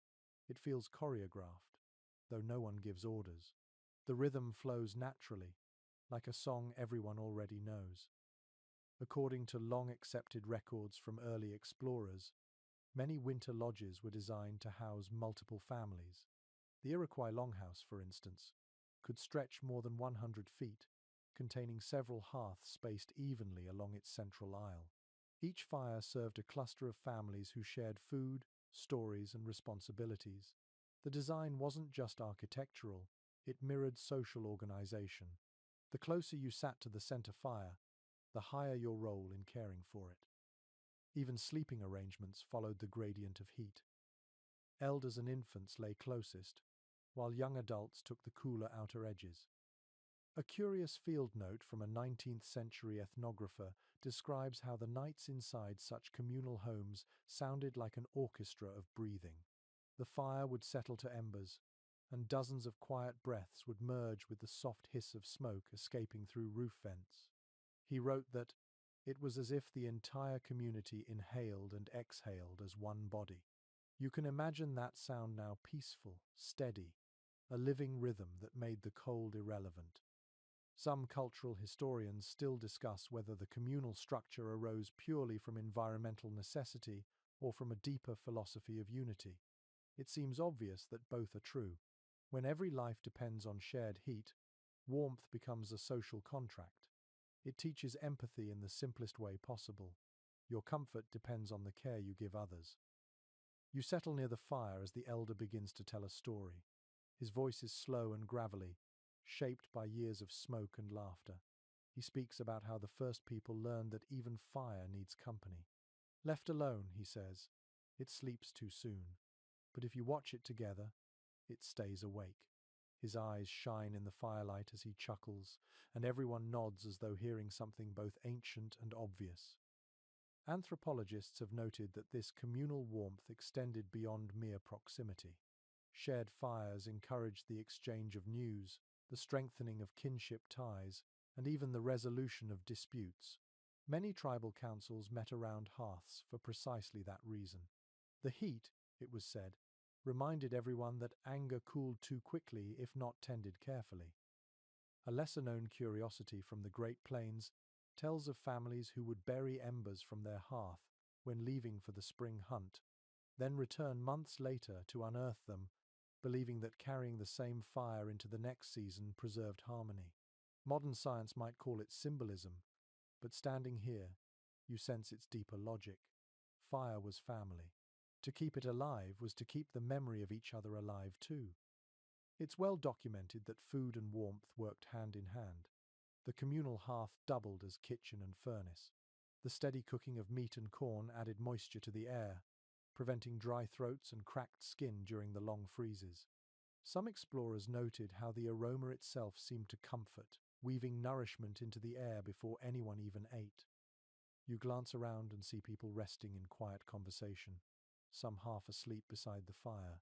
The glow flickers gently across their faces, softening every expression. In this light, there are no sharp edges, no boundaries of age or role, only belonging. An unusual observation in one early missionary account describes how mothers would rock their babies beside the fire, not with songs, but with stories whispered about warmth itself. How the first woman coaxed heat from stone, how frost feared laughter, how sleep would always follow comfort. You realize these weren't just bedtime tales, they were survival lessons disguised as myth. Experts remain divided on the extent to which these shared spaces influenced later community housing designs. Some argue that longhouses inspired early colonial meeting halls. Others dismiss that idea as coincidence. But when you see the pattern of shared heat and conversation, it's hard not to draw parallels. Humanity always returns to the circle, to the flame, to the center. The elder's story trails off, and a comfortable silence settles over the room. Someone adjusts the fire, stirring the embers until sparks leap upward, glowing like orange snowflakes. The children giggle as they drift upward toward the smoke hole. You can feel the temperature rise slightly, just enough to ease the stiffness from your hands. Outside, night falls thick and blue. The snow reflects faint firelight from the roof vent, creating a halo around the structure. Inside, the hum of conversation continues, slower now, almost sleepy. You realize this warmth isn't just physical, it's emotional, the kind that seeps into bones and stays. When you step outside, the cold bites sharply at first, then fades as you recall the closeness behind you. The sound of laughter and crackling wood drifts into the open air. The stars are bright, unblinking, scattered across the black sky like sparks frozen mid-flight. For a moment, you imagine each one as another hearth, glowing somewhere far away. You take one deep breath, tasting wood smoke and snow. The realization settles quietly in your chest. Warmth is not just the gift of fire, but the miracle of togetherness.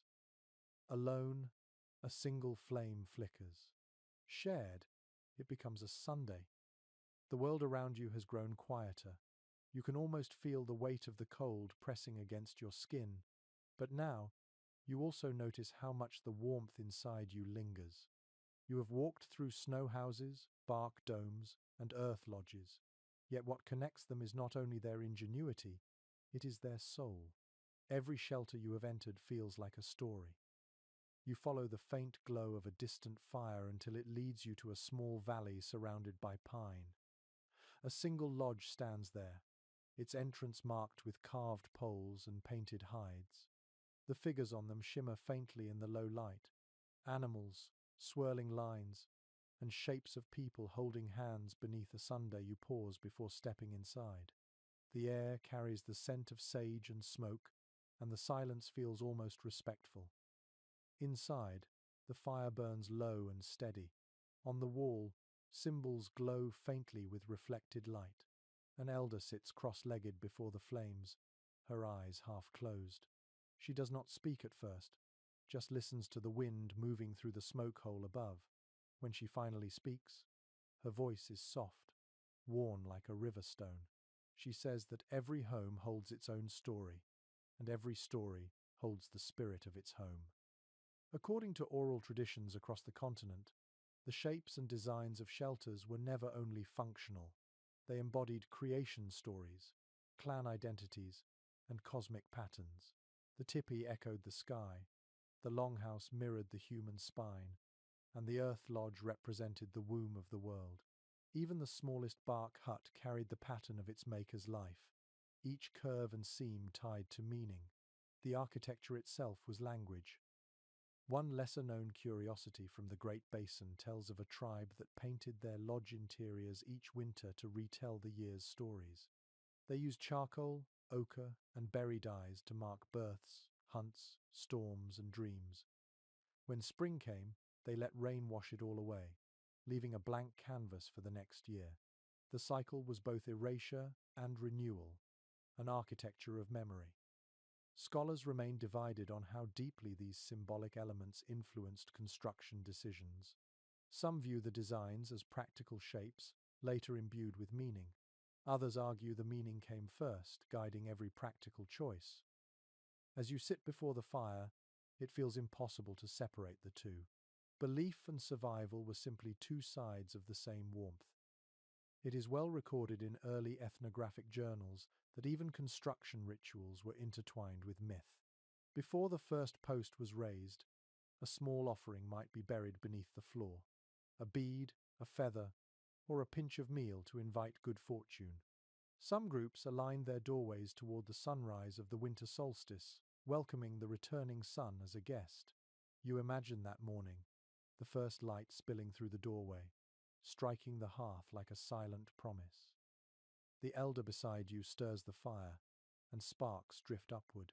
She begins to chant softly, her words low and melodic, though you cannot understand them. She gestures toward the walls. The symbols flicker with movement in the firelight, circles within circles, a spiral representing both wind and breath. Her voice continues, explaining that warmth is not just fire, but the presence of story. A cold house, she says, is one that forgets its tales. You think about that as you watch the smoke rise. Every previous shelter you've seen, earth lodge, tipi, wigwam, igloo, was also a storybook written in materials. Even the angles of poles or the tilt of an entrance carried meaning. A tipi's smoke hole was not just ventilation, it was an eye to the heavens. The longhouse was a body where each beam was a rib, the hearths its heartbeat. To live inside such symbolism meant to remember your place in the universe every time you looked around. An early explorer once wrote that he entered a village where each lodge had painted symbols above the door, representing the family's guardian animal. Wolves guarded hunters, cranes watched over singers, and turtles watched healers. He noticed how people touched those symbols before entering, a gesture of greeting as though to an old friend. It may have looked like superstition to him, but to the people, it was simply conversation between home and heart. Experts continue to interpret these markings, often debating whether they were spiritual or social identifiers. Yet as you sit here in the glow, it feels less like debate and more like truth. The idea that a home could reflect identity is universal. These ancient homes simply did it with more honesty. A peculiar story from the plains tells of families who sang songs to their houses during storms. Each song was specific to that household, a melody that thanked the walls for standing strong. Elders said the walls remembered the sound and would hold firmer next time. You smile at the thought of a house strengthened by music, its beams humming faintly with the memory of human voices. The elder beside you stops her chant and looks at you. The walls listen, she says quietly. That is why we speak kindly to them. You nod, though words feel unnecessary. The room hums faintly, not from wind or sound, but from presence. You sense how generations have sat in this same glow, repeating the same gestures, each one layering meaning onto the space until it became alive. Outside, the snow begins to fall again, thick and soft. You watch the flakes melt as they touch the roof, steam rising into the night. The air smells of cedar, earth, and story. You realize that warmth has always been as much about belonging as about temperature. The house does not simply protect you from the cold, it reminds you that you have a place to return to. When you finally step outside, the carvings on the poles gleam in the faint moonlight. The valley feels hushed, reverent. The wind carries the last trace of cedar smoke and the soft echo of the elder's chant.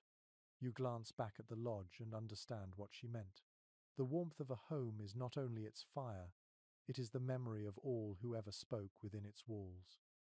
The snow crunches beneath your boots as you follow a winding path along a frozen river. The air feels brittle, yet alive, vibrating faintly with the hum of flowing water beneath the ice. In the distance, you see shapes of people working together, bending over logs, antler tools, and polished stones. Their movements are slow, careful, deliberate. The rhythmic tap of tool against wood echoes softly across the valley. You are walking into the world of builders, the ones who shaped warmth not only from nature, but from skill. As you draw near, you see their tools laid neatly on the ground. There are stone adzes with sharpened edges, bone awls, chisels made from copper, hammered thin and gleaming faintly under the pale Sunday. Each one is beautiful in its simplicity, designed for balance and precision. It is well established through archaeological discoveries that these tools were among the most advanced of their time. Builders used them not only to carve wood, but to shape meaning. You watch as one man steadies a thick log and begins to score its surface with a copper blade. The sound is soft and even. Each stroke carves a fine line of wood that curls away, falling like ribbons onto the snow. Another person kneels beside him, binding thin cords of sinew around the joints to test their flexibility. No words are exchanged, yet both seem to understand the rhythm perfectly. An unusual account from an early French explorer records that some native builders would test the sharpness of their blades by cutting through a strand of wet hide in a single motion. The sharper the blade, the more music it made, the faint singing sound of a perfect cut. They believed that sound revealed the tool's spirit, its readiness to work. You find the image charming, yet it feels entirely practical too. Sound tells you what the eye cannot see. Experts remain divided on how these tools were shared and traded across regions. Some evidence suggests wide networks of exchange where tribes traded copper, flint, and obsidian hundreds of miles from their origins. Others argue that certain tool designs emerged independently through necessity. Either way, the results were universal. Finely crafted implements that could turn trees into shelter, hides into warmth, and stone into survival. You kneel to examine a stone adze lying nearby. Its handle is smooth, darkened by years of touch. The head is bound tightly with sinew that has hardened into a gleaming band. You try to imagine the hours it took to grind this stone against another until it reached the right edge. The patience required humbles you. Every groove carries the mark of human persistence. It is recorded in multiple ethnographic studies that toolmaking itself often carried ritual importance. Before beginning a large project, builders might fast or purify their hands in smoke. Some tribes of the northwest coast even named their favorite tools, speaking to them as companions. You can almost understand why. When your survival depends on a blade or a hammer, it stops being an object and becomes a friend. A curious piece of folklore from the Great Lakes region tells of a tool that refused to cut wood until its owner sang to it. The story might sound whimsical, but perhaps it's a way of saying that craftsmanship demands care, attention, and respect. You can almost picture it now, the craftsman humming softly, the rhythm matching the swing of his arm, the tool cutting true at last. Around you, the work continues. Women stretch hides near the fire, using bone needles to stitch seams that will cover the framework of a new lodge. Children fetch branches, learning which ones bend without breaking. Every person contributes something small, yet every motion builds toward the same purpose. The sound of their labor blends with the rustle of wind through reeds, turning the clearing into a quiet workshop of survival. Most researchers agree that this collective approach to building, where everyone participated according to skill and age, was one of the greatest strengths of native communities. Construction was never isolated work. It was an act of unity. Each swing of a blade, each knot tied in sinew, connected the builder not just to the structure, but to everyone who would later live within it. You watch a young boy testing a finished pole by pressing his shoulder against it. He grins as it bends slightly without cracking. His mother nods in approval. The satisfaction on his face tells you this is not merely a chore, but a lesson. Through this ritual of building, he learns patience, precision, and pride. It is fascinating to see how every element, material, tool, and touch fits into the cycle of warmth. The stone blades shape the wood becomes the frame becomes the shelter becomes the vessel for life. Nothing in this system is accidental. Everything exists in conversation with everything else. A lesser-known fact recorded by early traders describes how, in certain northern villages, people used heated tools not only to carve, but to seal joints. Metal and stone warmed in the fire could cauterize small gaps, preventing air from seeping through. The practice seems almost modern in its understanding of thermal transfer. You can picture the glow of a copper edge pressed gently into a seam, sealing heat inside both wall and memory. As twilight deepens, you sit beside the builders as they rest. The air smells of smoke, resin, and snow melting on hot metal. The glow of the fire reflects in their tools, tiny sparks of light against the dark. No one speaks for a while, and in the stillness, you realize that each of these tools carries not only physical purpose but ancestral knowledge. They are repositories of experience, passed hand to hand through generations. When the builders finally rise to continue, their movement seems slower now but sure. You stand as well, feeling the lingering warmth of their craft. Every shelter you have entered was born from this, the fusion of skill and intention, patience and flame. You walk away quietly, the faint ringing of metal still echoing in your ears, as if the tools themselves are singing their thanks into the cold air. The night has fallen softly over the valley. You follow the glow of small fires toward a cluster of rounded lodges that breathe smoke through their tops like quiet animals resting. As you draw nearer, You notice each roof has a small, deliberate hole at its peak, shaped and angled with precision. You can feel the gentle pull of air moving through them, invisible currents rising and falling in harmony with the flames below. The people who built these shelters were not only craftspeople, they were engineers of breath. You duck through one of the entrances and step into a space filled with warmth.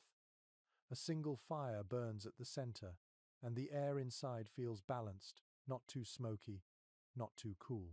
You look upward and see the open vent at the top, perfectly placed to let smoke out while keeping the heat below. The design is both simple and miraculous. You can see how it keeps the rhythm of the home alive, just as lungs keep the body steady. It is widely recognized among historians that many indigenous builders understood natural convection intuitively. They positioned smoke holes to work with prevailing winds rather than against them. By placing them slightly off-center or shielding them with hides, they could fine-tune airflow without losing warmth. No blueprints, no measuring tools, just deep familiarity with how air behaves. A lesser-known account written by a fur trader describes how, during a storm, he watched a woman adjust her lodge's vent by hand. She moved two poles from outside, narrowing the opening until the smoke flowed perfectly again. The trader noted that she altered the wind with nothing but a stick and instinct. You imagine her standing in the snow, feeling the air like a musician tuning an instrument. Anthropologists have long discussed whether these openings were purely functional or also ceremonial. Many tribal stories describe smoke holes as eyes to the sky, points where prayers rose along with the smoke. Some longhouses were aligned so that moonlight could shine directly through the vent on certain nights. The coincidence of practicality and spirituality was never accidental. Fire, air, and spirit shared the same path upward. You settle onto a mat near the hearth. The smoke curls lazily above the flames, rising like a soft ribbon before vanishing through the hole. The smell of sweetgrass fills the air. Someone has added a bundle of it to the coals, scenting the room with calm. The warmth feels layered fire below, air above, smoke between each part in balance with the others. It's no wonder that early observers called these dwellings machines of comfort, though the builders themselves would have laughed at the word. To them, it was simply knowing how to live. A curious note in an explorer's journal mentions that children were often taught to read smoke like weather. If the smoke rose straight, they said the spirits were pleased, and the day would be calm. If it wavered or flattened, snow or wind was coming. You can see a child now, squinting into the draught, learning the art of reading the invisible. Knowledge passed not through words, but through observation. It is well documented that some Arctic and subarctic homes used vents designed from bone rings or reinforced with clay, preventing collapse during heavy storms. Others built sliding covers that could be adjusted with sticks from below, a feature astonishingly similar to modern ventilation systems. Every tribe adapted the idea to their own environment, refining it again and again until it became perfect. Experts remain divided on whether these designs influenced later colonial architecture. Some architects argue that early settler cabins borrowed venting techniques from nearby native homes, while others think the similarity was coincidence. What is undeniable is that indigenous builders had already solved the problem of smoke long before chimneys appeared on foreign shores. You watch as the firelight flickers against the roof, the smoke drawing faint shapes that twist and shimmer. The hole above seems alive, a small eye watching the sky. For a moment, the stars are visible through it, cold, distant, steady. It feels like a conversation between two worlds, the one above, infinite and freezing, and the one below, small but warm and alive. A curious oral story from the plateau region says that when smoke rose cleanly through the vent, it carried good dreams with it. Families believed that sleeping beneath a steady draught ensured a peaceful night. When the vent became clogged with snow, someone would climb outside to reopen it, no matter how cold, saying, "We must give the dreams a way out." You smile at the image of that small act of devotion amid the blizzard. The engineer in you admires the precision of airflow. The dreamer in you understands its poetry. These smoke holes were not just technical marvels, but symbols of trust in balance. Too open, and warmth escaped. Too closed, and the air soured. Life, too, depended on that same delicate equilibrium. The fire crackles, throwing shadows up the walls. You can feel the faint draft against your face, the quiet conversation between flame and sky continuing above you. You think about how this design, so small, so perfect, represents a profound understanding of both physics and faith. To live through winter required mastery of air, but also belief in the unseen forces that move through it. When you finally stand to leave, you glance upward once more. Through the vent, a single star winks at you, framed by the faint drift of smoke. It feels like a farewell, or perhaps an invitation. You step outside into the still night, the smoke rising behind you, warm breath vanishing into the cold heavens. Morning arrives quietly, the world washed in grey light. You walk through a narrow forest path where the ground is frozen hard, your steps echoing softly against the roots. The air smells faintly of pine and something sharper, like resin or pitch. You follow the scent until you reach a clearing where several people are gathered around a shallow pit. They are heating a dark, sticky substance in a pot set above a fire. Steam rises in curls, carrying a scent that is both earthy and sweet. The builders here are teaching you one of their most important secrets: how to keep the cold and wet from ever finding its way inside. The thick black liquid they are stirring is pitch, drawn from pine and spruce trees, mixed with crushed charcoal, animal fat, and sometimes even ash. It becomes a waterproof sealant strong enough to resist rain, wind, and snow. It's well established in ethnographic records that native builders across many regions used pitch, clay, and animal fat to coat walls, roofs, and seams. When applied correctly, it hardened into a flexible armor that kept moisture out while letting the structure breathe. A curious report from a fur trader's journal describes seeing a family seal their lodge after the first snowfall. They heated pitch until it bubbled, then used flat pieces of bark as brushes to spread it along the seams of the roof.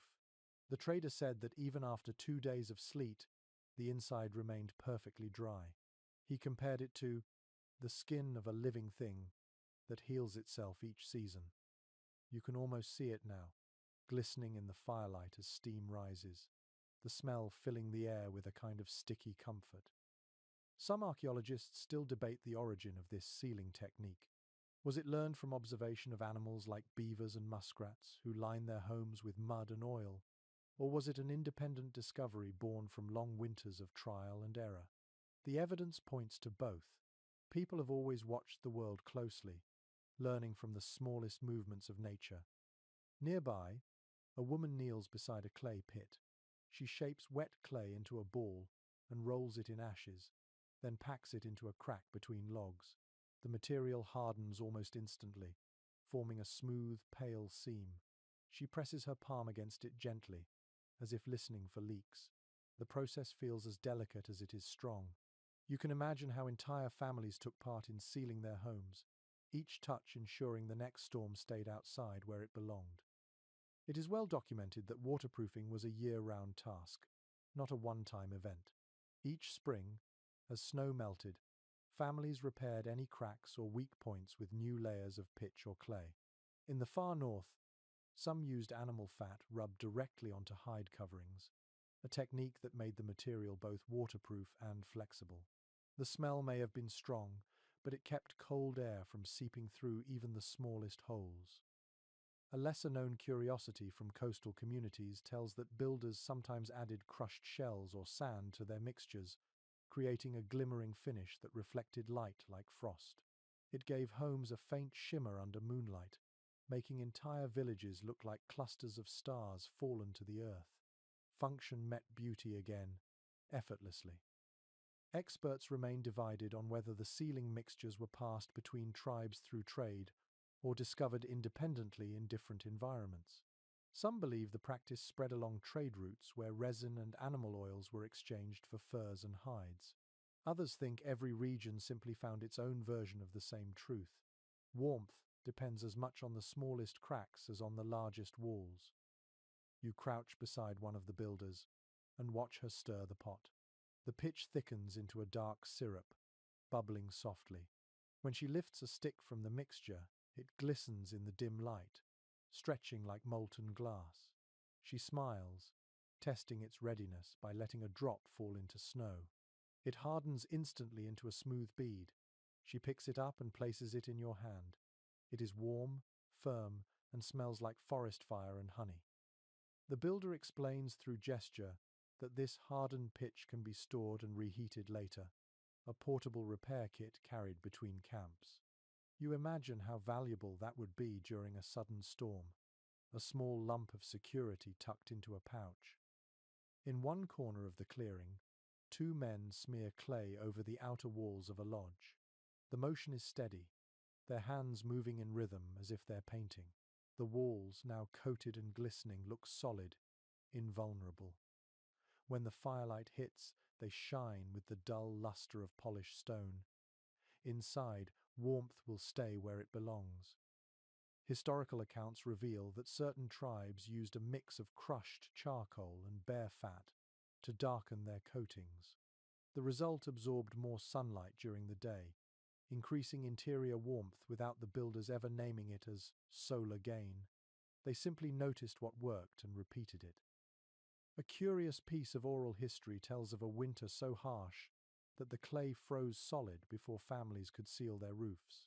To fix it, they mixed hot broth into the clay to keep it pliable. When finished, they joked that their homes smelled like soup and safety.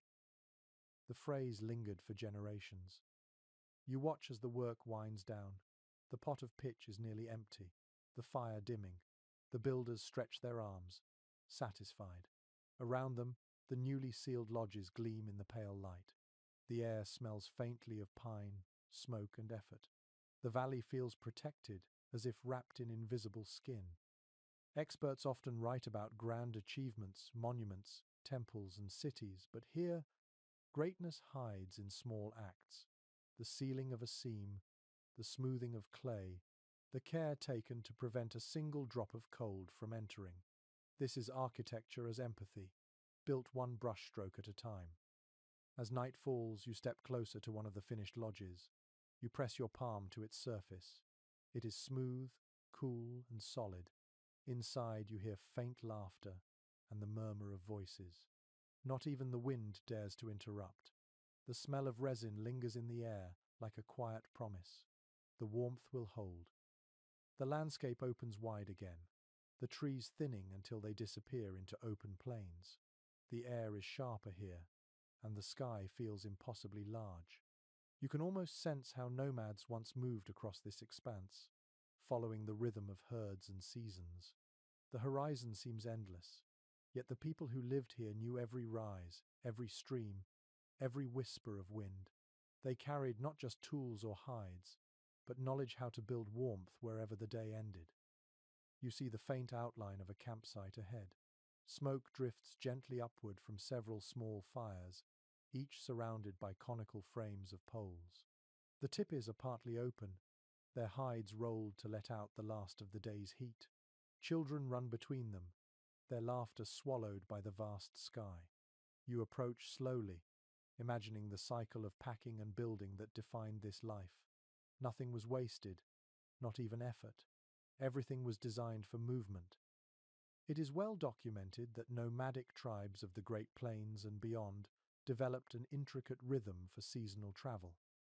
They followed herds of buffalo and elk, their lives woven into the migrations of the animals. Homes had to be portable, lightweight, and quick to assemble. The tipi became the perfect answer, a structure that could withstand the fiercest blizzard, then vanish without a trace when the grass grew green again. A curious note in the journals of an early trader describes how he watched an entire camp pack up within an hour.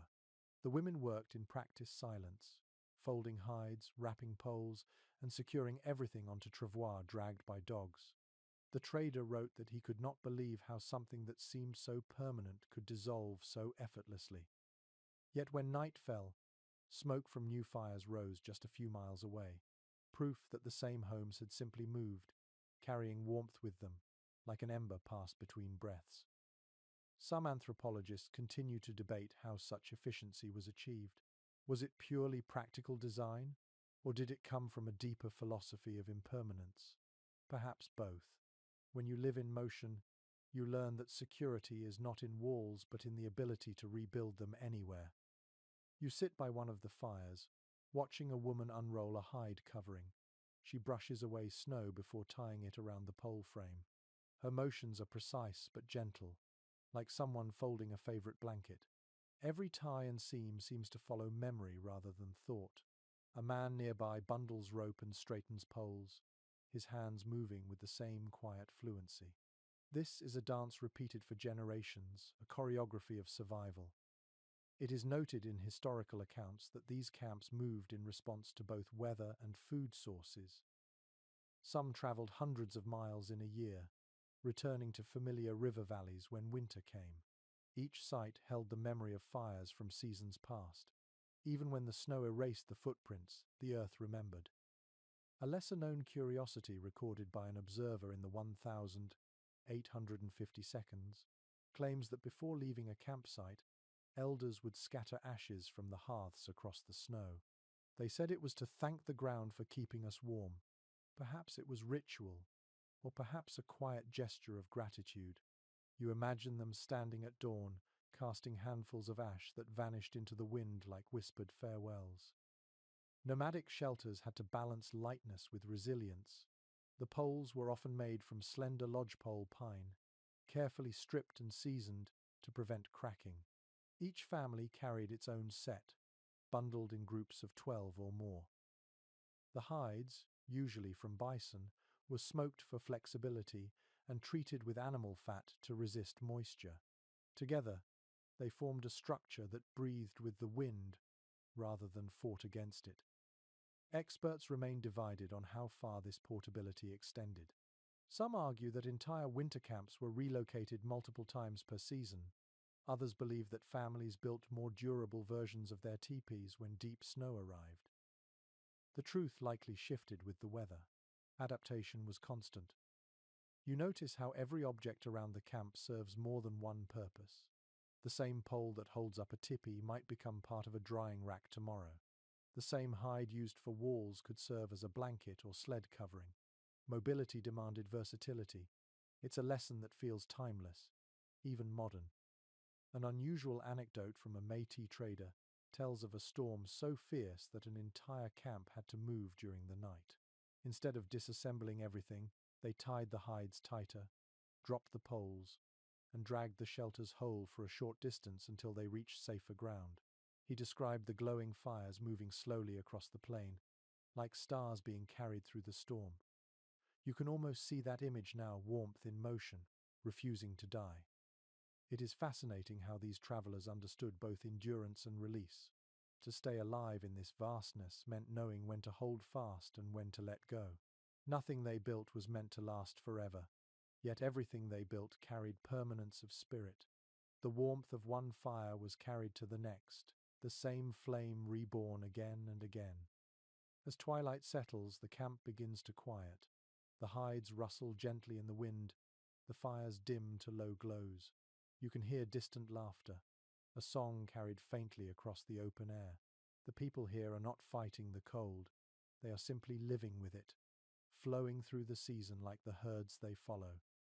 When you stand to leave, a gust of wind brushes your face.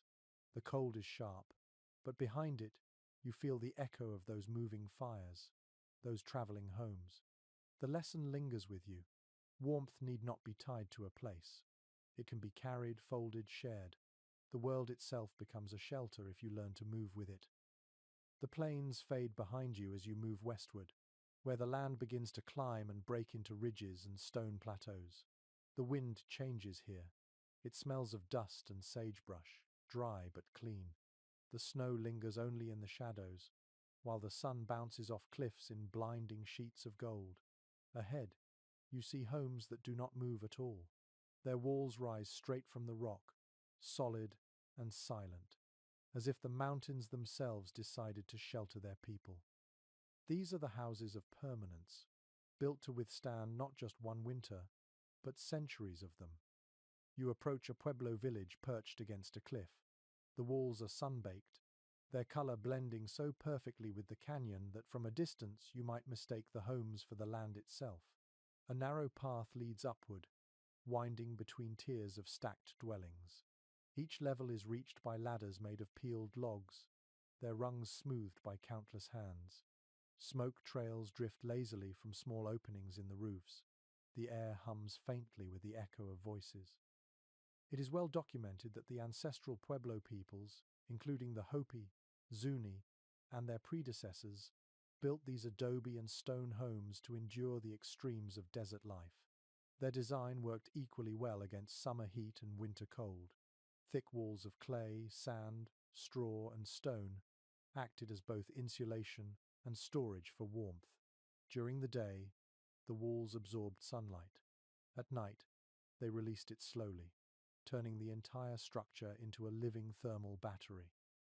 A curious account written by a Spanish chronicler in the 1500s notes his astonishment at entering such a home on a cold morning. He expected to find freezing air, but instead felt steady warmth.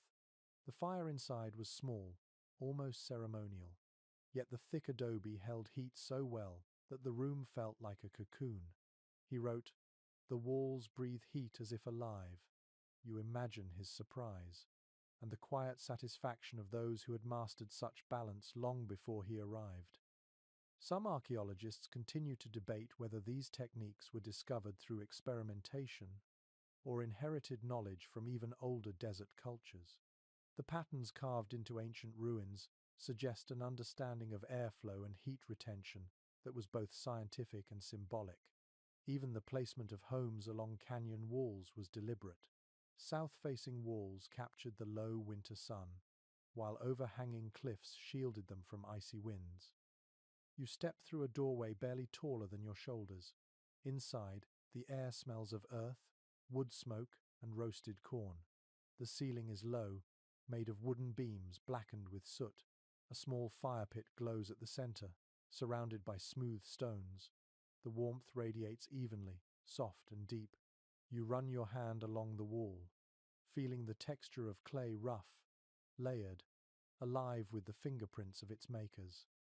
A lesser-known curiosity from oral tradition tells that the clay used for these homes was mixed with the dust of ancestral ruins, binding the present to the past. Builders said that using old earth invited the wisdom of those who came before. Whether literal or poetic, the act ensured continuity. Each new wall carried traces of forgotten hands. It is well established that the pueblos were not only homes but social maps. Families lived in clusters, connected by shared courtyards, storage rooms, and ceremonial chambers called kivas. In winter, the kivas became sanctuaries of both warmth and spirit. Fires burned low in their centers while stories rose toward the roof vents in spirals of smoke.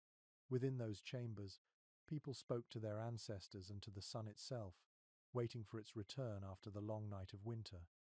An unusual observation made by a 19th-century anthropologist records how families placed smooth stones near their hearths each evening, warming them before sliding them under sleeping mats. Children would cradle these night stones in their blankets, waking to find them still faintly warm. You picture the quiet joy of that ritual, the small miracle of comfort crafted from patience and ingenuity. Experts remain divided on whether the Pueblo design influenced early frontier settlements that later dotted the Southwest. Some believe the compact layout and thick adobe walls directly inspired colonial architecture. Others argue that settlers merely adapted to the same climate challenges. Regardless of influence, the Pueblos stood as lessons in permanence, a harmony between human need and desert rhythm. Outside, the light fades slowly across the cliffs. Shadows stretch like cool fingers across the walls, and fires begin to bloom behind small doorways. The entire village seems to exhale together, glowing softly under the early stars. You can hear faint singing, a low hum that rises and falls with the wind. A curious local tale tells of a winter when the sun did not appear for many days. The people, fearing it had abandoned them, built fires on every rooftop to guide it home. When dawn finally came, the cliffs shone so brightly that the snow melted in hours. Since then, families light small rooftop fires each solstice, not to beg the sun but to greet it. You look up and see smoke lifting into the cool air like prayer, graceful and quiet. The permanence of these homes contrasts sharply with the tipis and lodges you saw before, yet the purpose remains the same: warmth, safety, belonging. Each design answers the same question differently, shaped by the land beneath it. These people chose endurance over movement, patience over chase. Their warmth came not from mobility but from rootedness. When you step outside again, the cold night wraps around you. The adobe walls glow faintly in the starlight, holding the heat of the day within their hearts. You touch one wall gently, feeling that stored warmth beneath the surface. The people here do not fight winter. They absorb it, turn it into memory, and release it back as comfort. You descend the ladder slowly, each rung polished by centuries of hands. The air cools as you reach the ground, but behind you, the homes continue to shimmer with gentle light. You take one last look at the village, the cliff rising behind it like a guardian. Even the cold cannot enter without permission. The world quiets as dawn stretches across the mesas.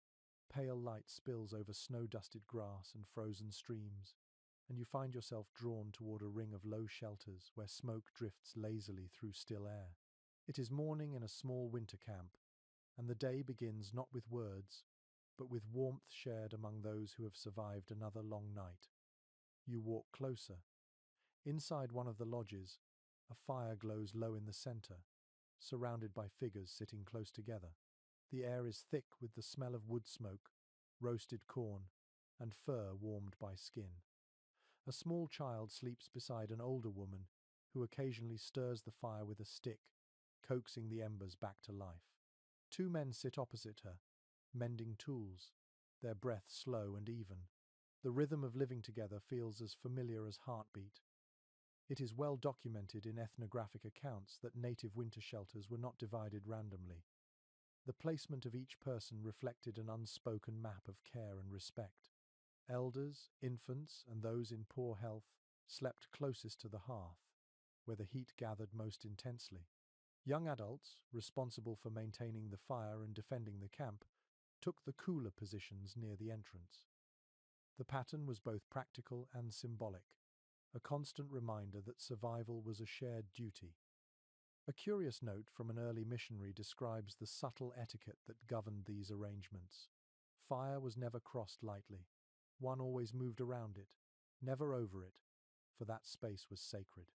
Even within the smallest lodge, the invisible lines of warmth-shaped behavior, defining order without need for rules. Modern researchers continue to discuss whether these seating customs were rooted in spiritual belief or efficiency. The evidence suggests both. Fire served as the axis of community, a physical center and a moral one. Children learned early that the hearth was not merely a tool, but a presence deserving respect. Its warmth symbolized unity, its light honesty, and its smoke remembrance. You sit by the fire and feel its calm pulse against your skin. The elder beside you smiles faintly before turning back to her work. She is threading sinew through the edge of a hide, her movements steady despite the tremor in her hands. The child beside her shifts in sleep, murmuring softly, and she adjusts the fur blanket to cover him completely. The gesture is small, but it holds centuries of wisdom. Warmth, after all, is a language older than words. It is widely known that within communal shelters, fire maintenance was often the task of younger members. They learned how to read the flame as one reads a story, when to feed it, when to let it rest, how to tell from its sound whether the wood was too green or too dry. Keeping the fire alive was more than a chore. It was an initiation into the rhythm of responsibility. A lesser-known curiosity recorded in oral stories tells that during bitter storms, families believed the fire could grow lonely if no one spoke near it. So even in exhaustion, Someone would whisper to the coals, stories, jokes, prayers to remind it that it was not alone. The idea may sound whimsical, yet you can feel the truth of it now, in this quiet warmth where silence feels almost alive. Around you, life unfolds in gentle repetition. Someone shakes snow from a hide hung by the entrance. Another fills a pot with snow to melt for water. The fire hums steadily, neither rushed nor weak. Every movement balances energy, preserving heat for the long day ahead. Most historians agree that these social arrangements served not only survival but mental peace. Winter confinement could last months, yet shared routines kept anxiety from taking root.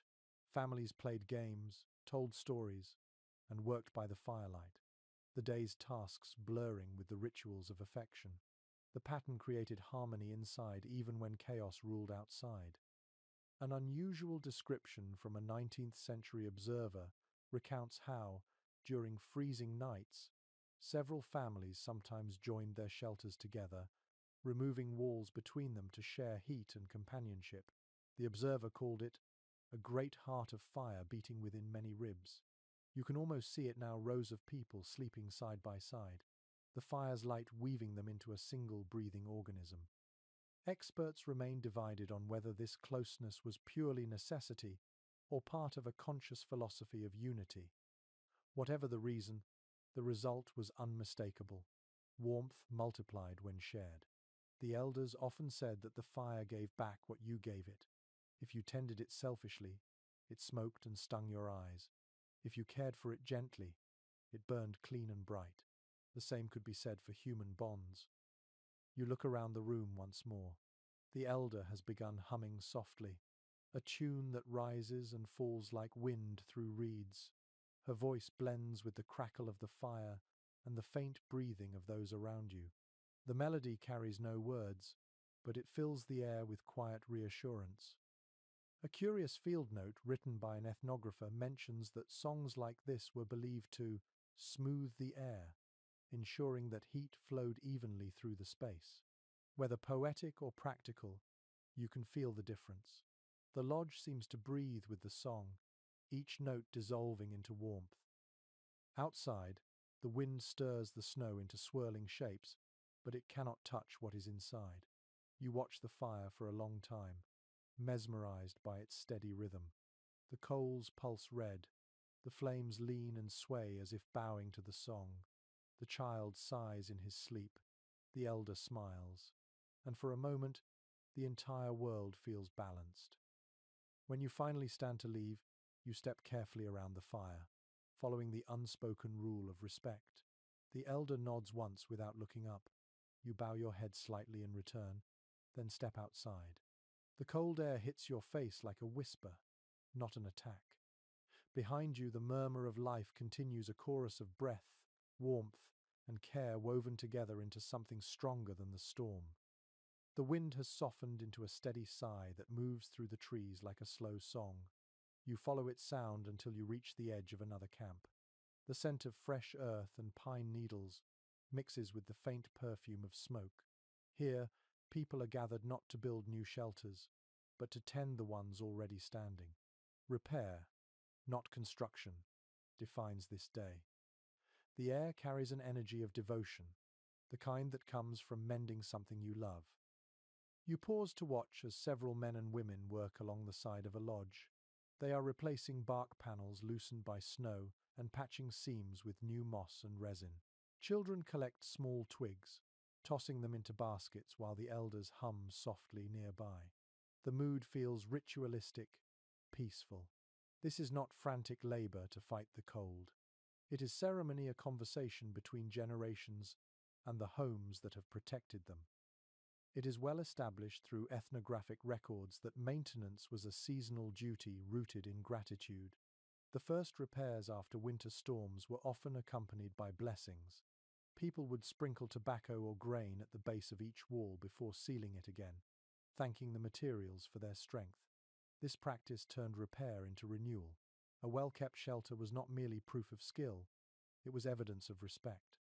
A lesser-known curiosity from the plains tells of families marking the end of each winter by repainting or rewrapping parts of their lodges.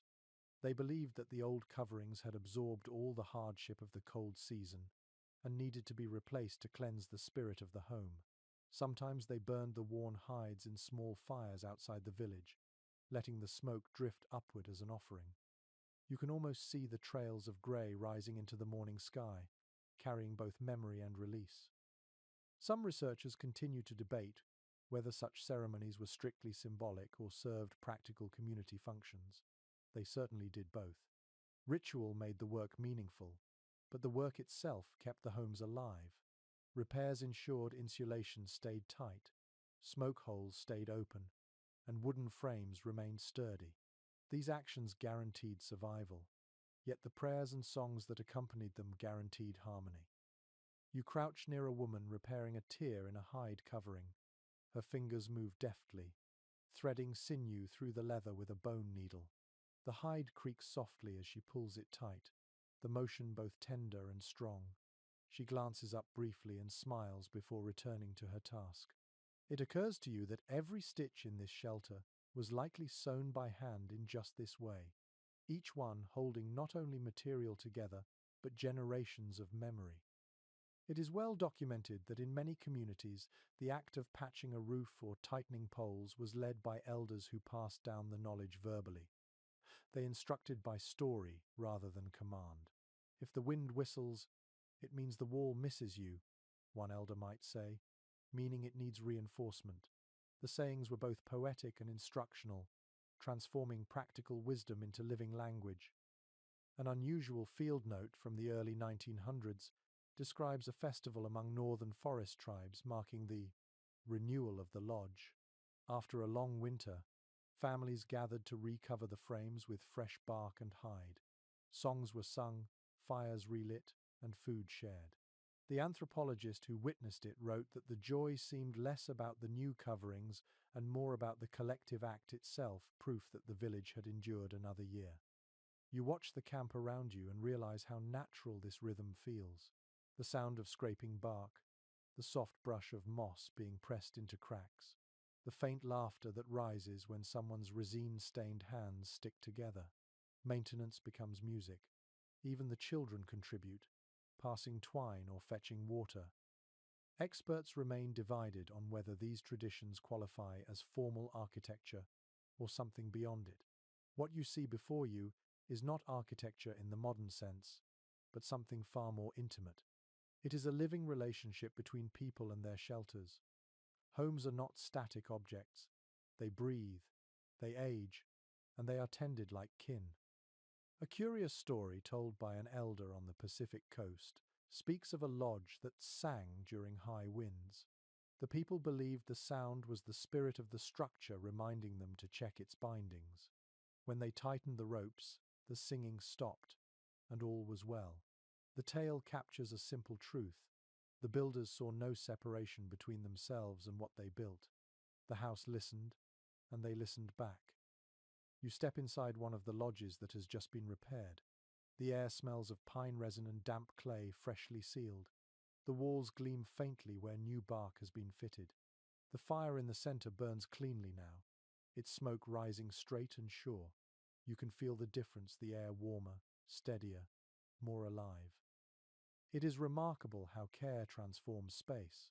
A shelter freshly tended feels more than secure. It feels loved. Perhaps that is why these structures lasted generations despite storms and time. They were not abandoned to decay. They were nurtured as part of the family. Outside, as dusk begins to gather, the workers rest. Someone hands around a pot of warm stew, and laughter ripples through the group. The day's labor has ended, but the ceremony remains. Smoke rises through the trees, curling upward as if to carry thanks into the darkening sky. You sit quietly at the edge of the clearing, the smell of resin still heavy in the air. The homes stand renewed, the people content. You realize that warmth is not only preserved through walls and fires, but through continuity, through the care that passes from one pair of hands to another. These shelters survive because love itself is part of their design. The sound of the wind changes as you climb toward a low ridge. It no longer howls, It hums softly, like water moving through hollow reeds. You follow the noise and soon catch the faint smell of roasted corn and wood smoke. Below, a cluster of lodges forms a small village tucked against the slope. Smoke rises in thin ribbons, and the air vibrates with the quiet rhythm of daily life. Inside these homes, warmth is not only a comfort but a companion to the food that sustains it. You enter the largest lodge near the center. The inside glows with golden light. The fire pit has been widened, its edges lined with smooth stones that radiate heat. Beside it sits a woman stirring something thick in a clay pot. The smell is intoxicating, a mixture of roasted grain and herbs. Around her, baskets of dried berries, roots, and smoked meat are stacked carefully, their colors muted in the flicker of firelight. The link between food and heat here feels inseparable. It is well established in historical studies that winter survival depended on meticulous planning. Long before the first frost, families stored dried corn, squash, beans, and meat in underground pits. The design of these storage spaces was remarkable. Narrow openings to keep out cold air, deep bellies insulated by earth. When the snow came, the food itself became part of the home's warmth. Each meal released not just nourishment but steam and energy, softening the air within. A curious note from a 17th century Jesuit missionary describes how he watched women drop heated stones into pots of water to cook stews. He wrote that the sound, soft bubbling, punctuated by the hiss of steam, reminded him of the earth's breath beneath the snow. What he didn't realize was that this technique saved wood. Instead of burning large fires, people transferred stored heat from stones directly into their meals, conserving fuel for the coldest nights. Experts continue to discuss whether this method originated independently in multiple regions or spread through contact between neighboring peoples. Regardless, it shows the same intelligence visible in every other detail of native architecture. Energy was never wasted. Every spark, every ember, every wisp of smoke had a purpose. You sit down beside the hearth and watch as the woman ladles stew into small bowls made from polished wood. The steam rises and fills the air with the scent of herbs and smoke. A child sitting across from you grins, holding his bowl close to his face, inhaling deeply before taking a bite. The warmth of food, you realize, works from the inside out. It is recorded in multiple ethnographic accounts that winter meals were social events as much as necessities. Eating together maintained morale, reinforced kinship, and provided rhythm to the endless nights. Firewood, food, and laughter were all counted as measures of wealth. Even the act of stirring a pot or passing a bowl became part of the communal fabric. A lesser-known curiosity from the Arctic coast tells of families who hung strips of fish above the fire, not only to dry them, but to warm the air through slow evaporation. As the fat dripped and sizzled, it added moisture to the dry heat, preventing sore throats and cracked skin. The smell filled the house, and visitors could tell from the scent alone which family was cooking which dish. You imagine the soft sizzle, the shimmer of fat turning to golden mist. Most researchers agree that in winter homes, fire placement was carefully planned for both cooking and heating. Some lodges had two small hearths, one for constant low heat, another for boiling water or roasting food. The airflow through smoke holes was adjusted accordingly, a subtle art managed by experience rather than tools. An unusual field sketch by a 19th century ethnographer shows families gathering ash from old fires to spread over newly dug storage pits. The ash discouraged insects and absorbed moisture, keeping stored corn safe until spring. The drawing includes notes of children laughing as they helped, their faces smudged with grey dust. It was a small act of joy folded into survival. Experts remain divided on how much of this food-related technology was shared between tribes across distances. Some argue that similarities like the use of heated stones and ash-lined pits suggest wide communication networks. Others insist that parallel invention occurred simply because the same challenges inspired the same solutions. Either way, the results speak to an unbroken thread of adaptation. You lean closer to the fire as the woman hands you a bowl. The stew tastes earthy and rich, filled with corn, beans, and bits of dried meat rehydrated into tenderness. The warmth spreads from your mouth to your chest, slow and deep. Around you, voices rise softly in conversation. Someone tells a story about a hunt. Another jokes about the snow's appetite, how it always tries to eat the world but never quite succeeds. Laughter ripples through the room like sunlight through leaves. A curious oral story from the eastern woodlands says that each winter's first meal cooked over the new fire was shared with the wind. Before eating, families would lift a spoonful of food and toss it into the air, saying, "Taste, so you may not grow hungry for us." The gesture recognized the wind not as an enemy but as another guest at the table. You think of that now, feeling the faint breeze that sneaks through the vent above, carrying steam and scent into the night. It strikes you how intertwined warmth and nourishment have always been. Every act of cooking becomes both survival and celebration. Fire feeds body and spirit alike. These people understood that one without the other would never be enough. As you finish your bowl, the woman smiles, handing you a small piece of dried fruit. You thank her and look around once more. The fire burns evenly, the food pots simmer gently, and the air hums with quiet contentment. Outside, the wind moves across the plains, patient and endless. But here, inside this circle of warmth and flavor, winter feels like an old friend invited to dinner. The night returns heavy and still, wrapping the world in layers of silver light. You walk along a narrow trail where the snow squeaks under your boots, muffled and clean. Ahead, faint light spills from a doorway. You move toward it, drawn by the glow, and step into a room where quiet has its own voice. The air is thick with the scent of smoke and tallow, warm but soft. You stop for a moment and simply listen. The world inside these shelters was never silent. It breathed, creaked, whispered, and sang. The sound of crackling wood fills the room, a deep and steady rhythm that never seems to rush. It's hypnotic, the way the flames shift and whisper, the way the logs pop open like seeds. It feels alive. You can hear the faint crack of ice melting from boots set near the entrance, the soft sigh of hides adjusting as the wind moves outside. These are the sounds of safety, the music of survival.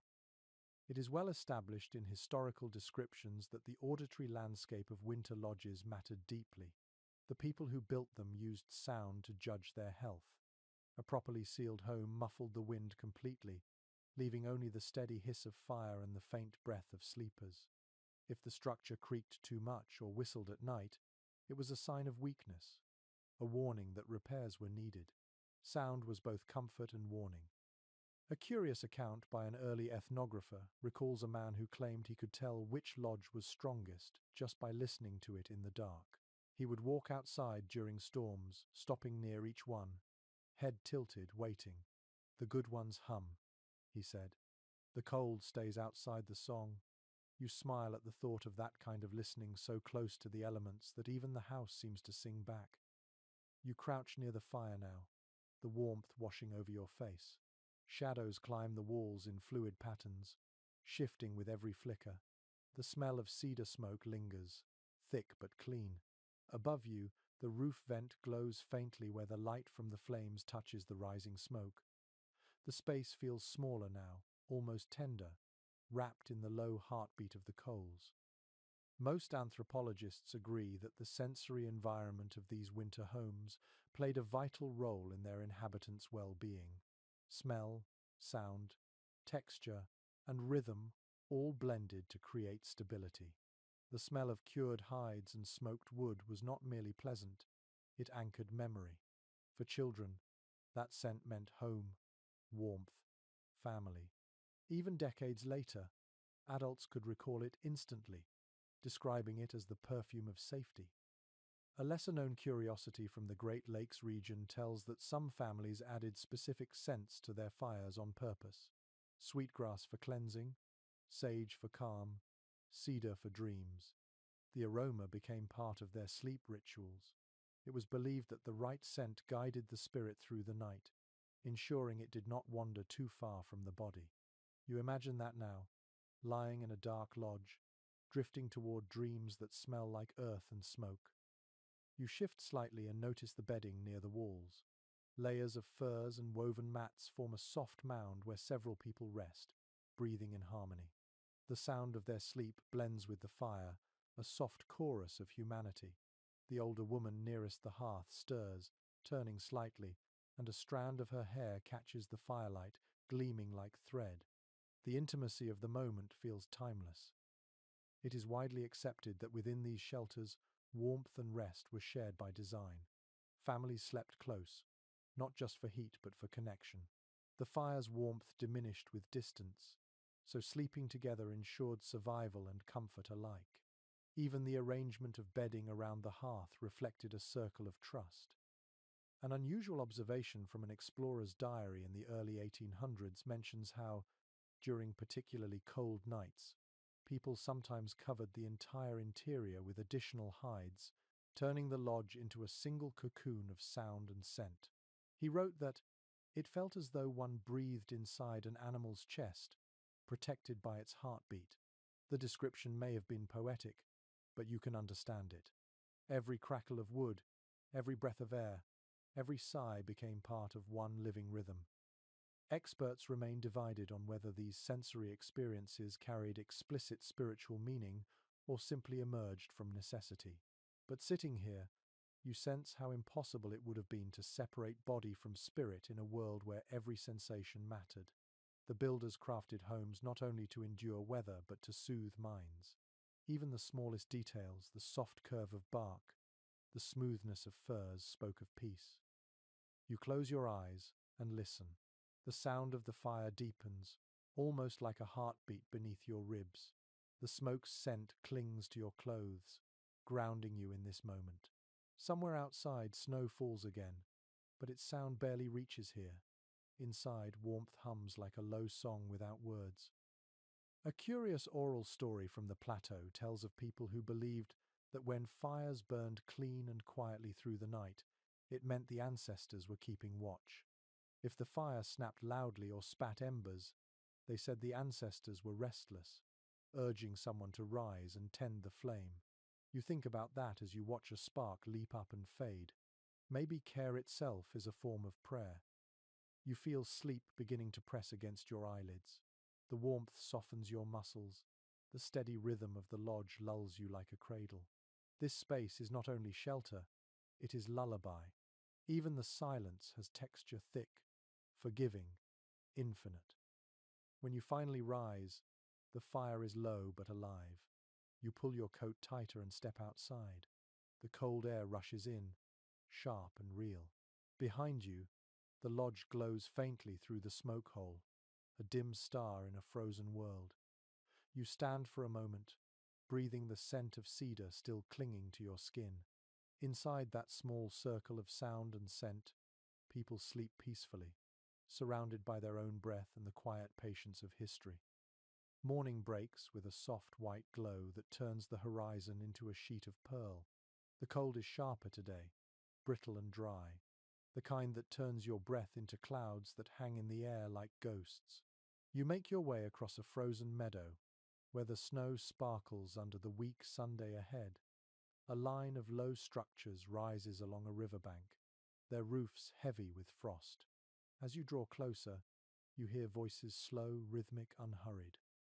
It is a sound of daily life unfolding even in the heart of winter.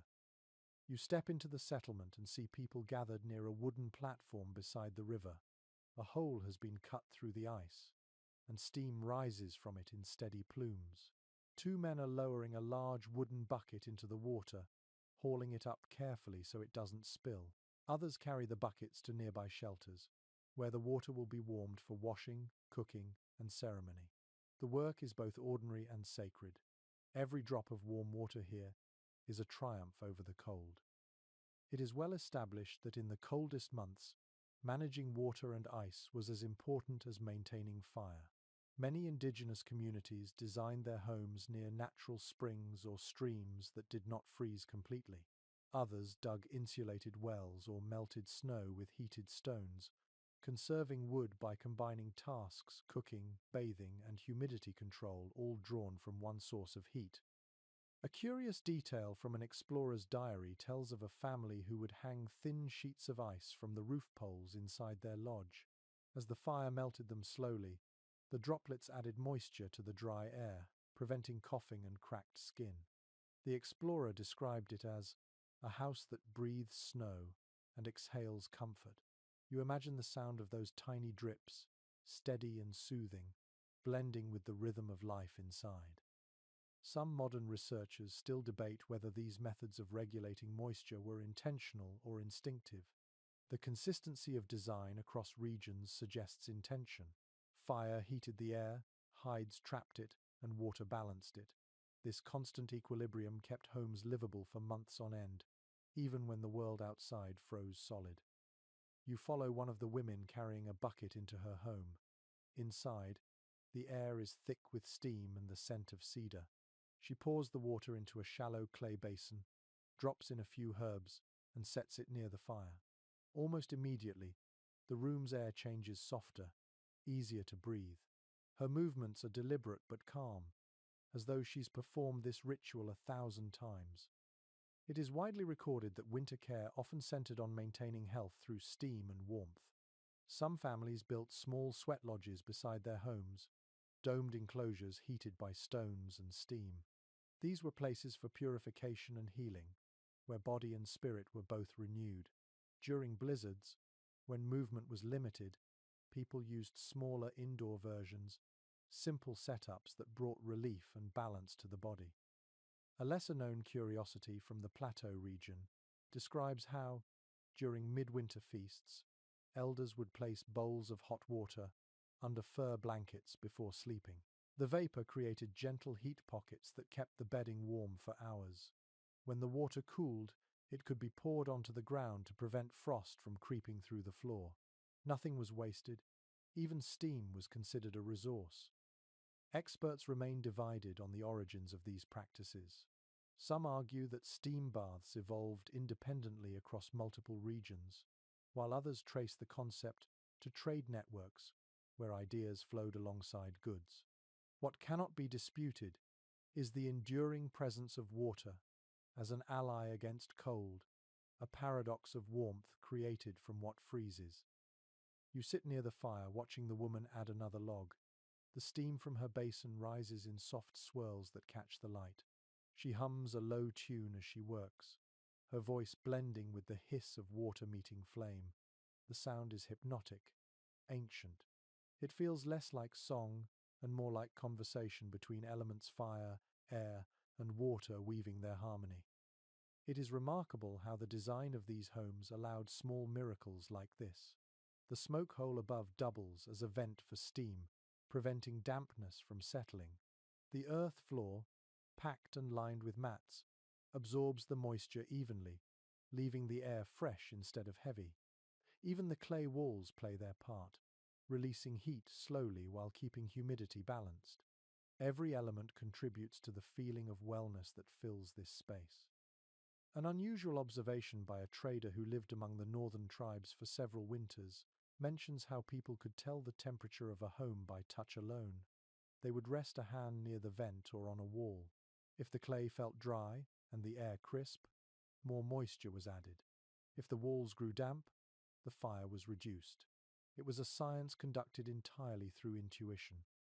Outside, the men by the river are finishing their work. They cover the ice hole with pine branches to keep it from freezing too quickly, then walk back toward the lodges. Their laughter carries through the cold, clear air. The sound feels bright, a defiance of winter's stillness. You step out after them. The cold hits instantly, biting your cheeks, but the sight of steam drifting from every roof fills you with quiet awe. Each home is alive, breathing warmth into the frozen morning. A curious oral story from the Arctic coast says that when the world was first made, water and fire were siblings who argued constantly. One froze, the other burned, and together they shaped the balance of life. Watching the steam rise now, you understand that story completely. Warmth has always been born from cooperation, not conquest. You walk along the riverbank for a while. the snow crunching beneath your feet. The air smells faintly of smoke, salt, and earth. Behind you, the village hums with soft movement, small fires glowing against the pale light. The day has only begun, yet everything feels in harmony, the living pulse of cold and heat, work and rest, silence and sound. The afternoon light is pale and watery, the kind that barely warms the skin. You walk across a flat stretch of frozen ground where the snow is thin and the soil underneath feels firm, almost metallic. The wind quiets, and you begin to notice the small details of the landstones arranged in rings, faint depressions in the earth, dark circles where fires once burned. It takes a moment to realize what you are seeing. These are the ghosts of old shelters, the marks of homes long returned to the soil. You kneel and brush away some snow. Beneath your hand lies a ring of small rocks, each one half buried but unmistakably placed by human hands. Inside the ring, the earth is darker, almost black. Ash, perhaps, or charred remains of wood. You can feel the echo of warmth still trapped in the ground, as if memory itself gives off heat. Archaeological evidence across the continent confirms that such traces mark ancient lodges and hearths. Even when the wood and hide are gone, the soil remembers. The outlines of homes appear as shadows, rings of stones, layers of ash, shallow pits that once held fires. Some date back thousands of years. The people who made them lived as their descendants still do, drawing warmth from the land with skills so refined it seems almost instinctive. A curious account from an early 20th century archaeologist tells of discovering a pattern of overlapping hearths in a single spot. The layers of charcoal and soil alternated like pages of a book, each one representing a different generation returning to the same place. He wrote that it was as if the earth had been written upon by fire.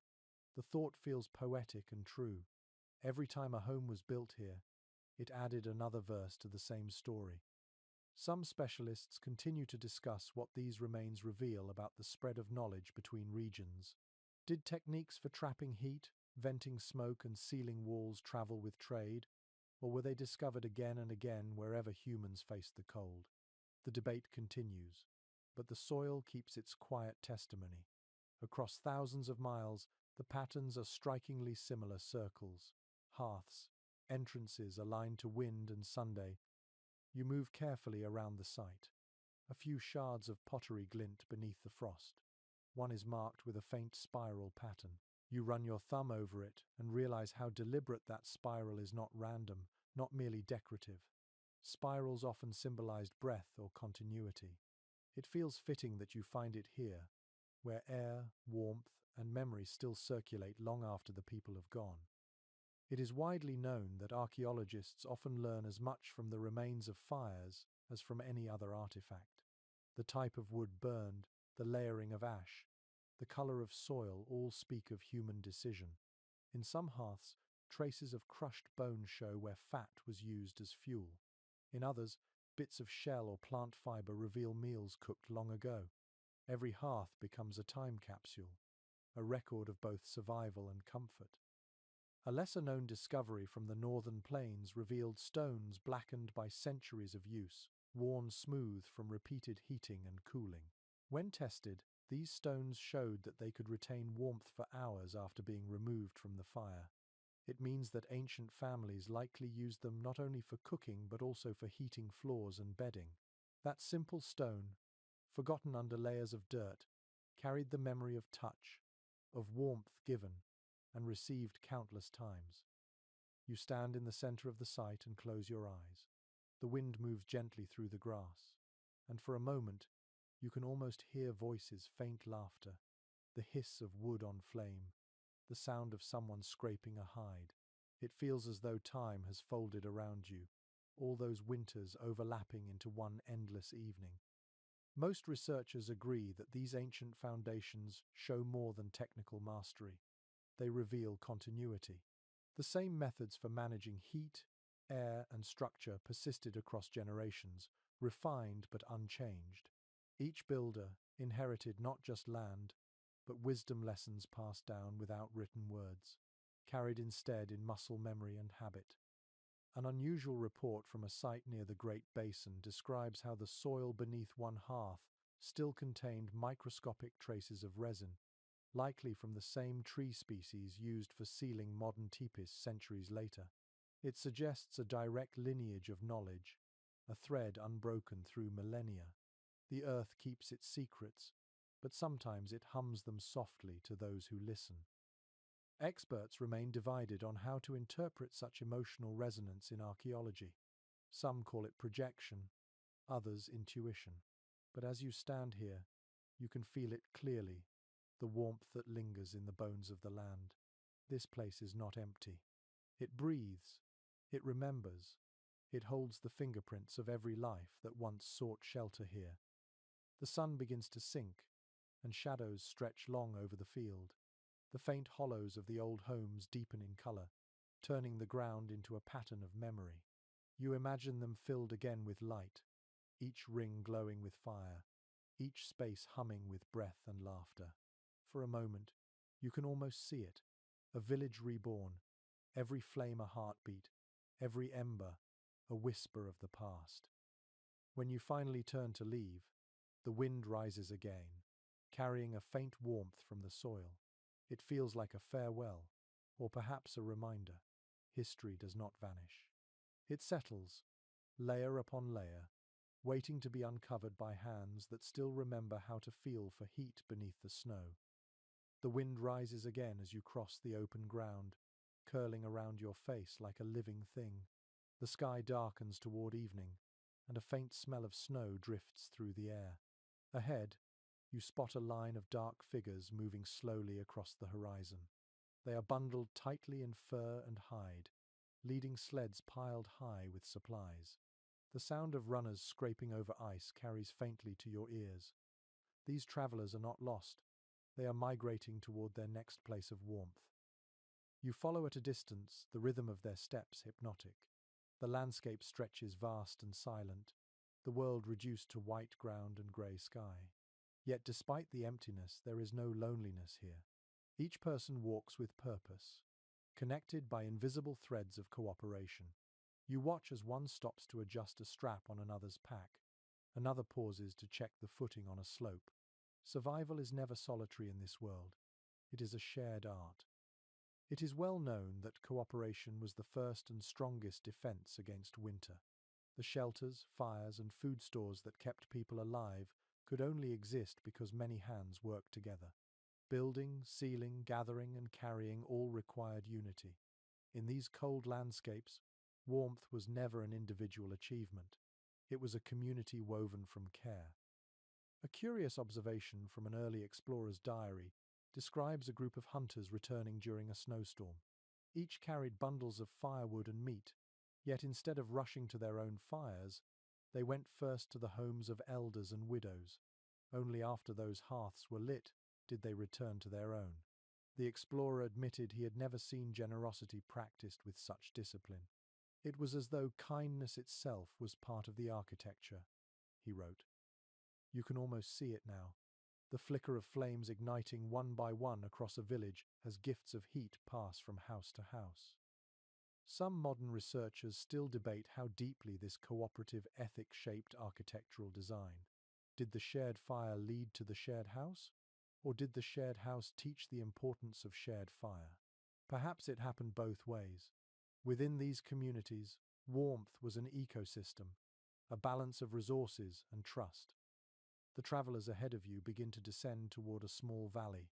As they approach, you see the faint glow of fires already waiting. The village ahead seems to rise out of the snow itself, half buried and alive with soft light. Children run toward the newcomers, their laughter bright against the wind. Bundles are dropped, arms open, greetings exchanged. The warmth begins even before the doors are reached. It is well documented that many native peoples built their settlements so families could share resources easily. Homes were arranged in circles or clusters, each one facing inward toward a common space. The layout created both physical and emotional protection. Even during the fiercest storms, voices and laughter could carry from one home to the next, reminding everyone that they were not alone. A lesser-known detail recorded by a 19th-century ethnographer mentions how some winter villages built covered walkways between lodges. These corridors, made from bent saplings and bark, allowed people to move between homes without stepping into the freezing air. The effect was like living inside one vast, interconnected shelter. The ethnographer wrote that the people moved through warmth as easily as through air. You picture it now. The glow of firelight flickering down tunnels of woven bark, the sound of conversation floating from one home to another. Experts remain divided on whether these village layouts were primarily social or environmental in design. The answer seems self-evident once you stand here. The circle, the cluster, the shared fire all reflect a single understanding. Warmth thrives through connection. Inside the nearest lodge, a family welcomes the returning travelers. Boots are set by the door, snow shaken from cloaks, hands rubbed together in front of the flames. The air fills with the smell of roasted meat and wood smoke. One of the newcomers kneels to help a child remove his mittens, tucking them beside the fire to dry. You notice that every gesture seems rehearsed, yet filled with tenderness. This too is architecture, a choreography of care. It is widely known that even the act of entering a home carried etiquette. You entered low, bowed by necessity, acknowledging humility before the warmth you sought. You waited a moment near the door until someone invited you closer to the fire. These customs reminded everyone that warmth was both a privilege and a shared responsibility. An unusual record from the early 1800s describes a greeting ritual in which visitors placed their hands briefly above the central fire before sitting. They did not do this for comfort, but to let the hosts see the warmth spread into their skin, proof that the home's fire welcomed them. It was a gesture of gratitude, small but profound. Outside, the snow begins to fall in earnest. The valley disappears into a white haze, but within the ring of homes, golden light pulses gently, brightening the night. The smell of cedar smoke drifts upward in long, slow streams. You realize that even from a distance, the village itself radiates warmth not only from its fires but from its collective spirit. A curious oral story from the subarctic tells of a winter when a storm lasted for many weeks. The people gathered all their fires into one great pit in the center of the village, cooking, sleeping, and singing together until the wind finally eased. When the sun returned, they divided the embers among themselves, so every home began anew from the same flame. You imagine that moment, dozens of hands carrying coals wrapped in bark, spreading light through the settlement like veins of fire in snow. When you step away from the valley, the snow muffles every sound except the faint crackle of distant fires. The light glows softly through the storm, each home breathing warmth into the darkness. You understand now that no shelter, no matter how clever, could survive without this invisible structure of kindness. Heat is fragile, but generosity multiplies it. You turn your face toward the wind and begin walking again. Behind you, the lights of the village fade slowly, but their warmth stays with you, not on your skin but inside your chest. The cold bites, yet it feels almost welcome, like a test you have already passed. The people here have shown you the greatest secret of all. Warmth is not built, it is shared. The storm that swept through the valley has passed, leaving the air sharp and clear. The sky opens into an endless blue, the kind that feels freshly washed. You walk along the edge of a forest where the snow still clings to branches in thick folds. The sound beneath your feet is crisp and steady. Ahead, you notice a figure kneeling beside a fire, surrounded by stones laid in a perfect circle. She is tending not to the flames, but to the space around them, brushing away snow with careful movements. You realize she is maintaining not a shelter, but a hearth, a center of warmth that survives even after the walls are gone. The fire burns low, but it burns clean. Thin smoke rises straight upward, unhurried. The woman gestures for you to sit. She doesn't speak at first. Instead, she takes a small pouch from her belt and sprinkles herbs into the coals. The smell changes instantly. Sweetgrass, cedar, a faint hint of something floral. The smoke thickens, curling toward you in soft ribbons. The scent feels ancient, soothing. It fills the lungs without choking, the way incense fills a temple. It is well established that fire ceremonies served not only as spiritual practice, but also as a renewal of warmth and order. Long before modern calendars, people marked time through rituals of flame. The first lighting after a storm symbolized gratitude. The passing of embers between families reaffirmed trust. The fire itself became both tool and teacher. A curious record from a missionary's journal describes a winter gathering in which people extinguished all fires in the village at once. They waited in silence until an elder struck a new spark from flint. From that single flame, every household rekindled its hearth. The missionary wrote that he did not understand why they would risk cold for ceremony, but when he felt the quiet reverence that filled the night, he realized it was not risk, it was renewal. The act bound everyone together in one shared breath of warmth.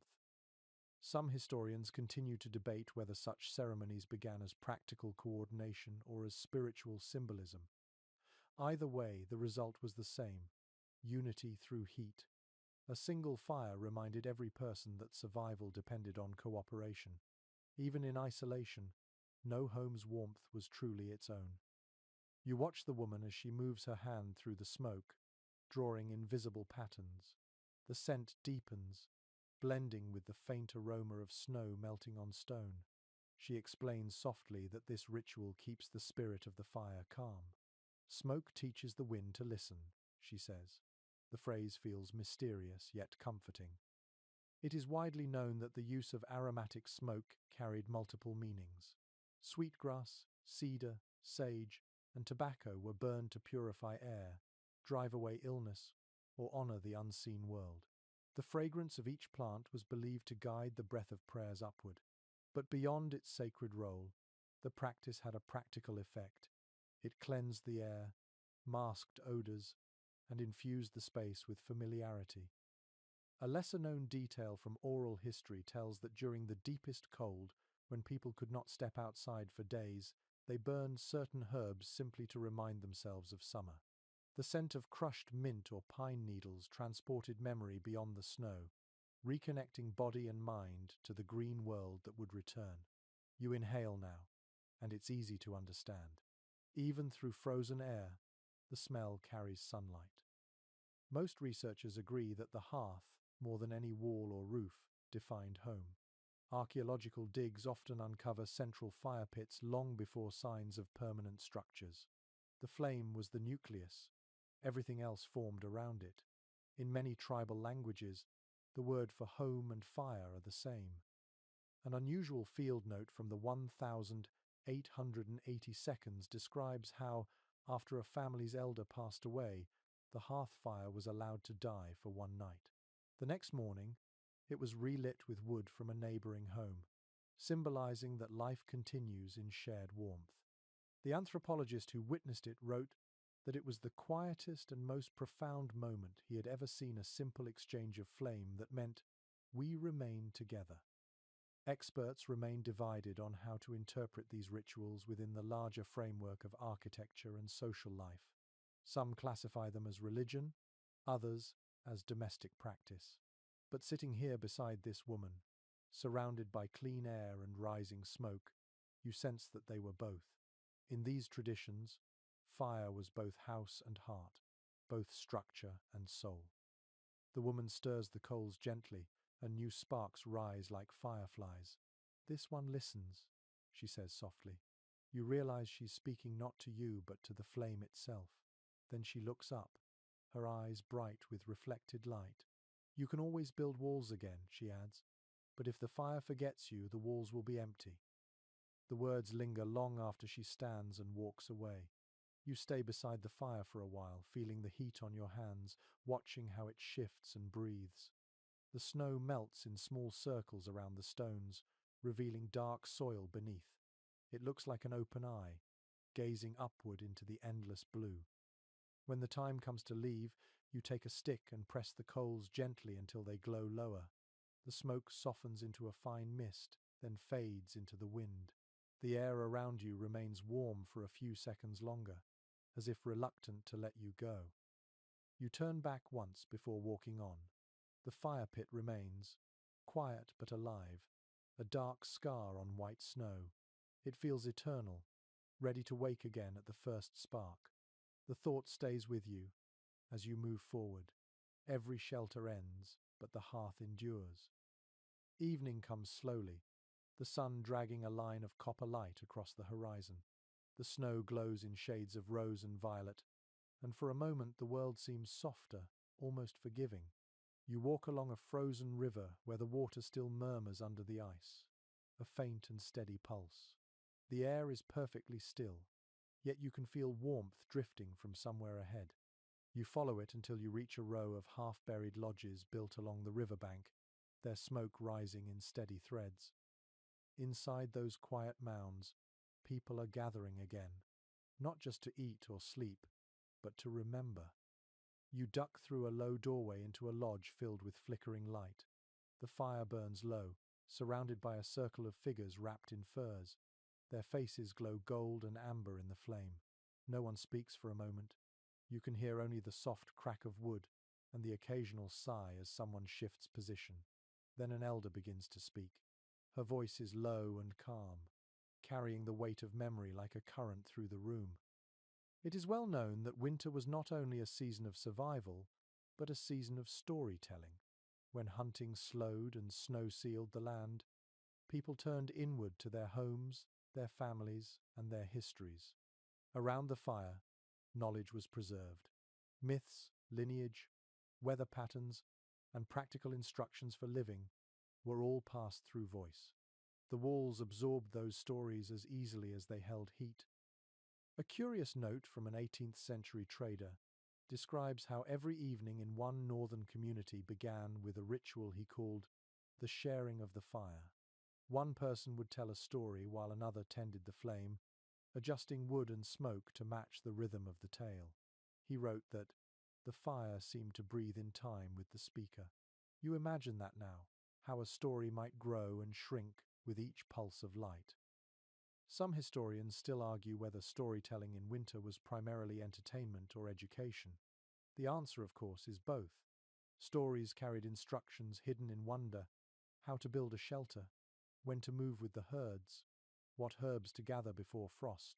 Knowledge survived because it was sung, whispered, and remembered around warmth. The elder before you tells of a time when the earth was covered in endless ice, and people learned to ask the sun for friendship. Her hands move as she speaks, tracing patterns in the air, her shadow dancing across the wall. The children lean forward, eyes wide. Every listener already knows this story, yet they listen as though it's the first telling. Tradition gives shape to belonging. Repetition becomes comfort. It is documented that many tribes reserved specific tales for winter. Some stories could only be told when snow was on the ground, when snakes and spirits slept and the world was quiet enough to listen. The season itself became a permission slip for imagination. Outside, the land rested. Inside, the mind stretched awake. A lesser-known curiosity from the Great Lakes region tells that families sometimes painted or etched the symbols of important stories onto the inner walls of their homes, refreshing them each year. Children would trace the figures with their fingers as they listened, linking sight and sound into memory. When spring came, the soot and smoke stains faded those markings away, but the stories stayed etched in the mind. You listen as the elder pauses to feed the fire. The smoke rises gently through the roof vent, carrying the scent of sage. Someone else takes up the story, their voice younger, quicker, filled with playful exaggeration. Laughter ripples through the room. You feel how the warmth grows with the sound, as if joy itself fuels the fire. Most anthropologists agree that storytelling during winter served to strengthen both memory and community. The same fire that cooked food and heated the air also preserved culture. Around it, generations found continuity. To speak near the hearth was to honor all who had sat there before. An unusual account from a 19th century ethnographer tells of storytellers who altered their tone based on the sound of wind outside. If gusts howled, they lowered their voices. speaking as if whispering directly into the storm. If the night was calm, they spoke louder, letting the words fill the space until they touched the walls. The story and the weather became partners in performance. Experts remain divided on whether these oral traditions can be fully reconstructed today. Many of the languages that carried them have faded, yet echoes remain in art, song, and rhythm. Even now, when people sit beside campfires under the same stars, they repeat the gestures of their ancestors, sometimes without realizing it. The elder finishes her story, and silence returns, soft as snowfall. Then a boy begins another, one filled with mischief and laughter. The adults smile, letting him lead. You watch his small hands move in imitation of the older ones. The torch of knowledge passes invisibly, as natural as breathing. It is striking how the human voice transforms cold nights into warmth. The rhythm of speech, the rise and fall of laughter, the way sound touches the skin all become part of the shelter. The lodge feels fuller now, brighter, even though the fire has not changed. A curious oral story from the Southwest tells that words themselves contain heat. It says that when the Creator first spoke the world into being, each syllable came out glowing. Since then, people have carried that same power, their stories burning softly in the dark to keep fear away. You look at the circle of faces, glowing like embers, and know that story must be true. When you finally step outside, the night is quiet again. The air is cold, but your chest feels warm, filled with voices. Smoke curls into the stars, carrying words upward, invisible yet eternal. Somewhere behind you, the laughter continues, blending with the crackle of the fire until it becomes one sound, the heartbeat of memory, pulsing in the endless winter night. The sky above you burns pale orange, fading into violet as the day closes.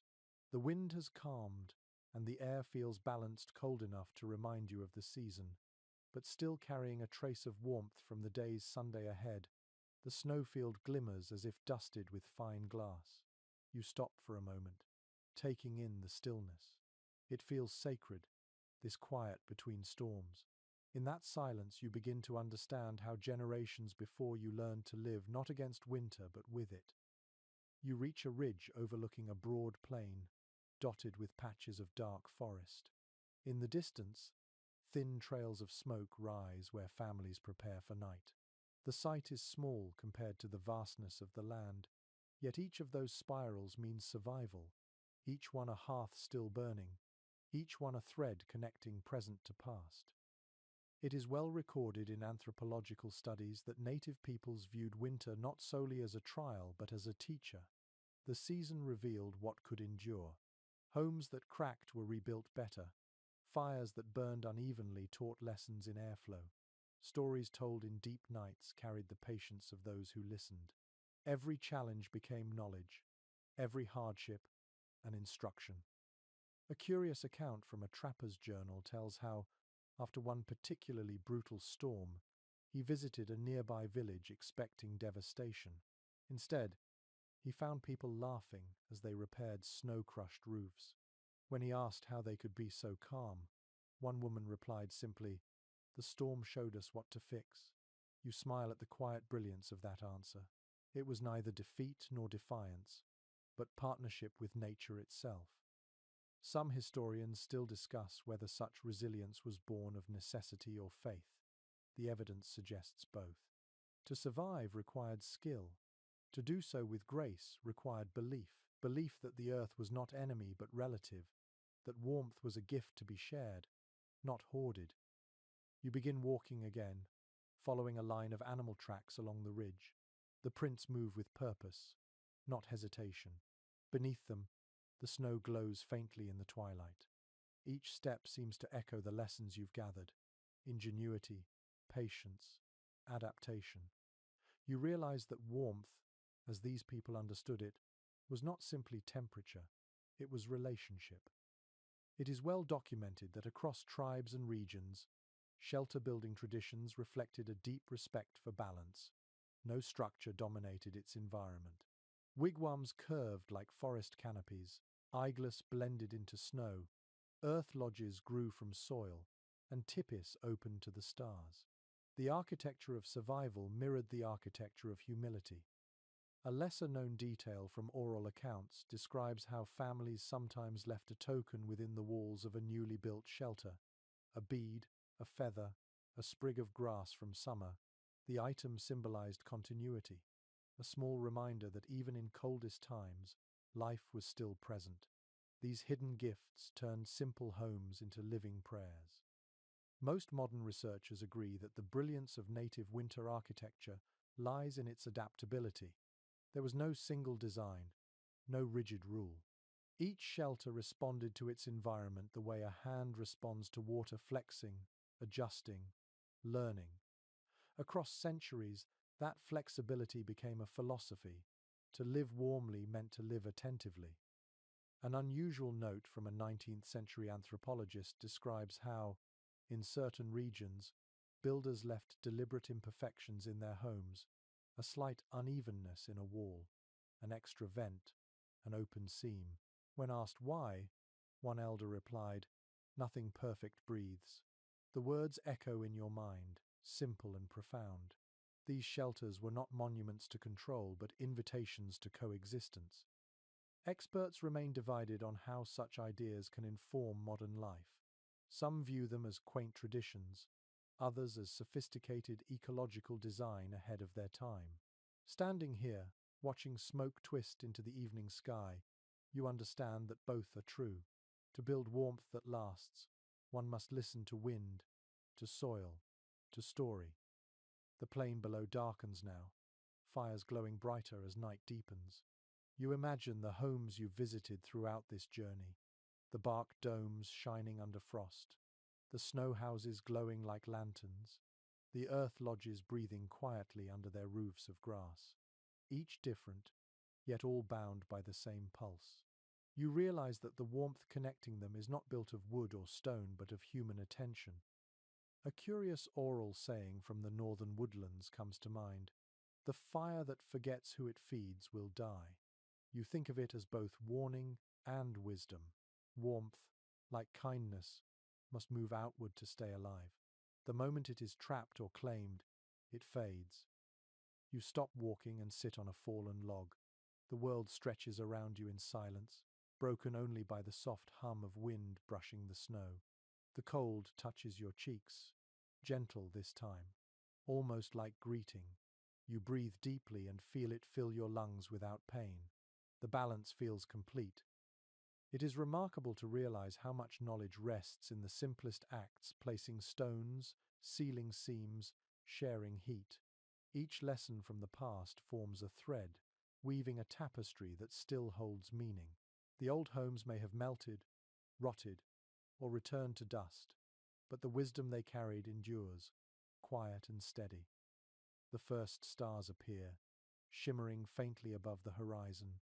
You stand again and look toward them, the cold pressing lightly against your coat. Somewhere beneath that same sky, fires still burn in hidden valleys, their light unseen but their warmth traveling endlessly outward. You begin to walk back toward the forest, the sound of your footsteps muffled by new snow. In this fading light, you understand that every shelter, past or present, is part of one long conversation between humanity and the earth, a dialogue written in warmth, resilience, and faith. The night will come, as it always does, but now you know. The warmth that once saved a family still glows in the soil, still hums in the air, still waits quietly beneath every snowfall for someone who knows how to build it again. Night has deepened. The sky stretches black and infinite, dotted with slow-burning stars. The world has fallen quiet, but not empty. You can feel the echo of warmth beneath the snow, buried fires sleeping inside the earth. Each spark waits patiently for morning. You find a place beside a frozen stream and sit, the air crisp against your skin, your breath rising in small clouds that drift away like unfinished thoughts. The journey behind you unfolds in memory, the curve of bark lodges glowing in twilight, the shimmering domes of snow houses, the underground chambers alive with steady heat. Every home you entered carried the same heartbeat. Each flame you saw flickered with the same rhythm of hope. These people, across plains and forests, deserts and tundras, all found ways to shape warmth out of nothing but what surrounded them. It was art born from respect. It is well documented that the genius of indigenous winter shelters came not from grand designs, but from observation. Builders watched how snow insulated roots, how animals dug burrows, how wind curved around rocks. They copied nothing and borrowed everything, blending instinct with wisdom until the land itself became the teacher. In this exchange, they learned to make peace with winter rather than fight it. A curious note from an early naturalist describes how he once saw a fox curl into its den and cover its own entrance with snow, leaving only a small gap for air. He later realized that nearby families did the same, sealing their shelters with care, leaving just enough space for breath. They build as the land breathes, he wrote. You see that truth now. The shelters, like their makers, were living things. Some scholars continue to discuss whether this relationship with nature was practical knowledge or spiritual belief. To you, the distinction has dissolved. The longer you've traveled through these winters, the clearer it becomes. Practicality and reverence were the same impulse, the same humility before a world that could both sustain and destroy. You lean back and close your eyes. The sound of the frozen stream hums faintly beneath you. For a moment, you can almost hear the voices of those builders hammering stakes into frozen soil, singing over bark, whispering gratitude to the trees that gave them shelter. Their songs are gone from the air, but still alive in the way wind moves, the way fire crackles, the way the earth holds heat long after flames die. It is widely recognized that the legacy of native architecture endures not just in ruins or reconstructions, but in the quiet wisdom it left behind. To build well is to listen. To live well is to belong. The homes you've seen were not inventions of escape, but acts of connection. Every wall, every seam, every vent was built from the understanding that warmth comes not by conquering the cold, but by welcoming it as part of the balance. A lesser-known detail from an oral account tells that before a family left a winter home for the last time, they sprinkled ash across the hearth and whispered thanks into the smoke hole. "You kept us alive," they would say. The ashes settled into the ground and became part of the soil, marking the place where life had once persisted. You imagine hundreds of such hearths scattered across the continent, each one a quiet monument to endurance. Experts often note that warmth itself became a form of language. Shared fire meant friendship, open doors meant peace. In harsh landscapes where words could freeze in the air, kindness traveled in heat. That remains true even now. A hand extended toward another flame, a breath shared close to ward off the wind, those gestures survive every culture, every century. You open your eyes and look upward. The stars above are sharp and endless. For the first time, they seem less like cold lights and more like sparks rising from an unseen fire. You realize that the same elements shaping these stories, air, stone, snow, flame, still exist everywhere around you. Nothing about this world has vanished. The knowledge remains, quiet and waiting, like coals beneath ash. A curious oral legend from the far north tells that each winter spirit carries one ember from the world's first fire in its chest, spreading light across the frozen land. When people build their homes and tend their hearths, those spirits gather to warm themselves too. The storyteller ends with a smile and says, "That is why no fire ever truly belongs to one person." The image lingers, beautiful in its simplicity. You take a deep breath. The air is cold, yet your lungs do not ache. Somewhere nearby, a fox yips once, then disappears into the dark. The snow glows faintly beneath the starlight, as if reflecting the memory of all those fires long extinguished.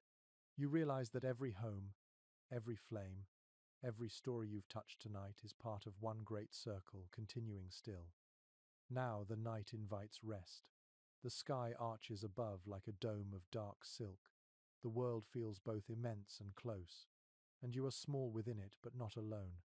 You close your eyes again, and the rhythm of your heartbeat slows to match the pulse of the sleeping earth. The warmth you carry now is quiet, steady, complete. The world drifts softer as you lie back and listen. The cold no longer bites, it hums like a lullaby.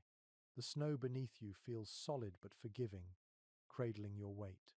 Each breath leaves a trace of mist that curls upward, disappearing into the calm. The fires of all those homes you've visited seem to glow faintly behind your eyes.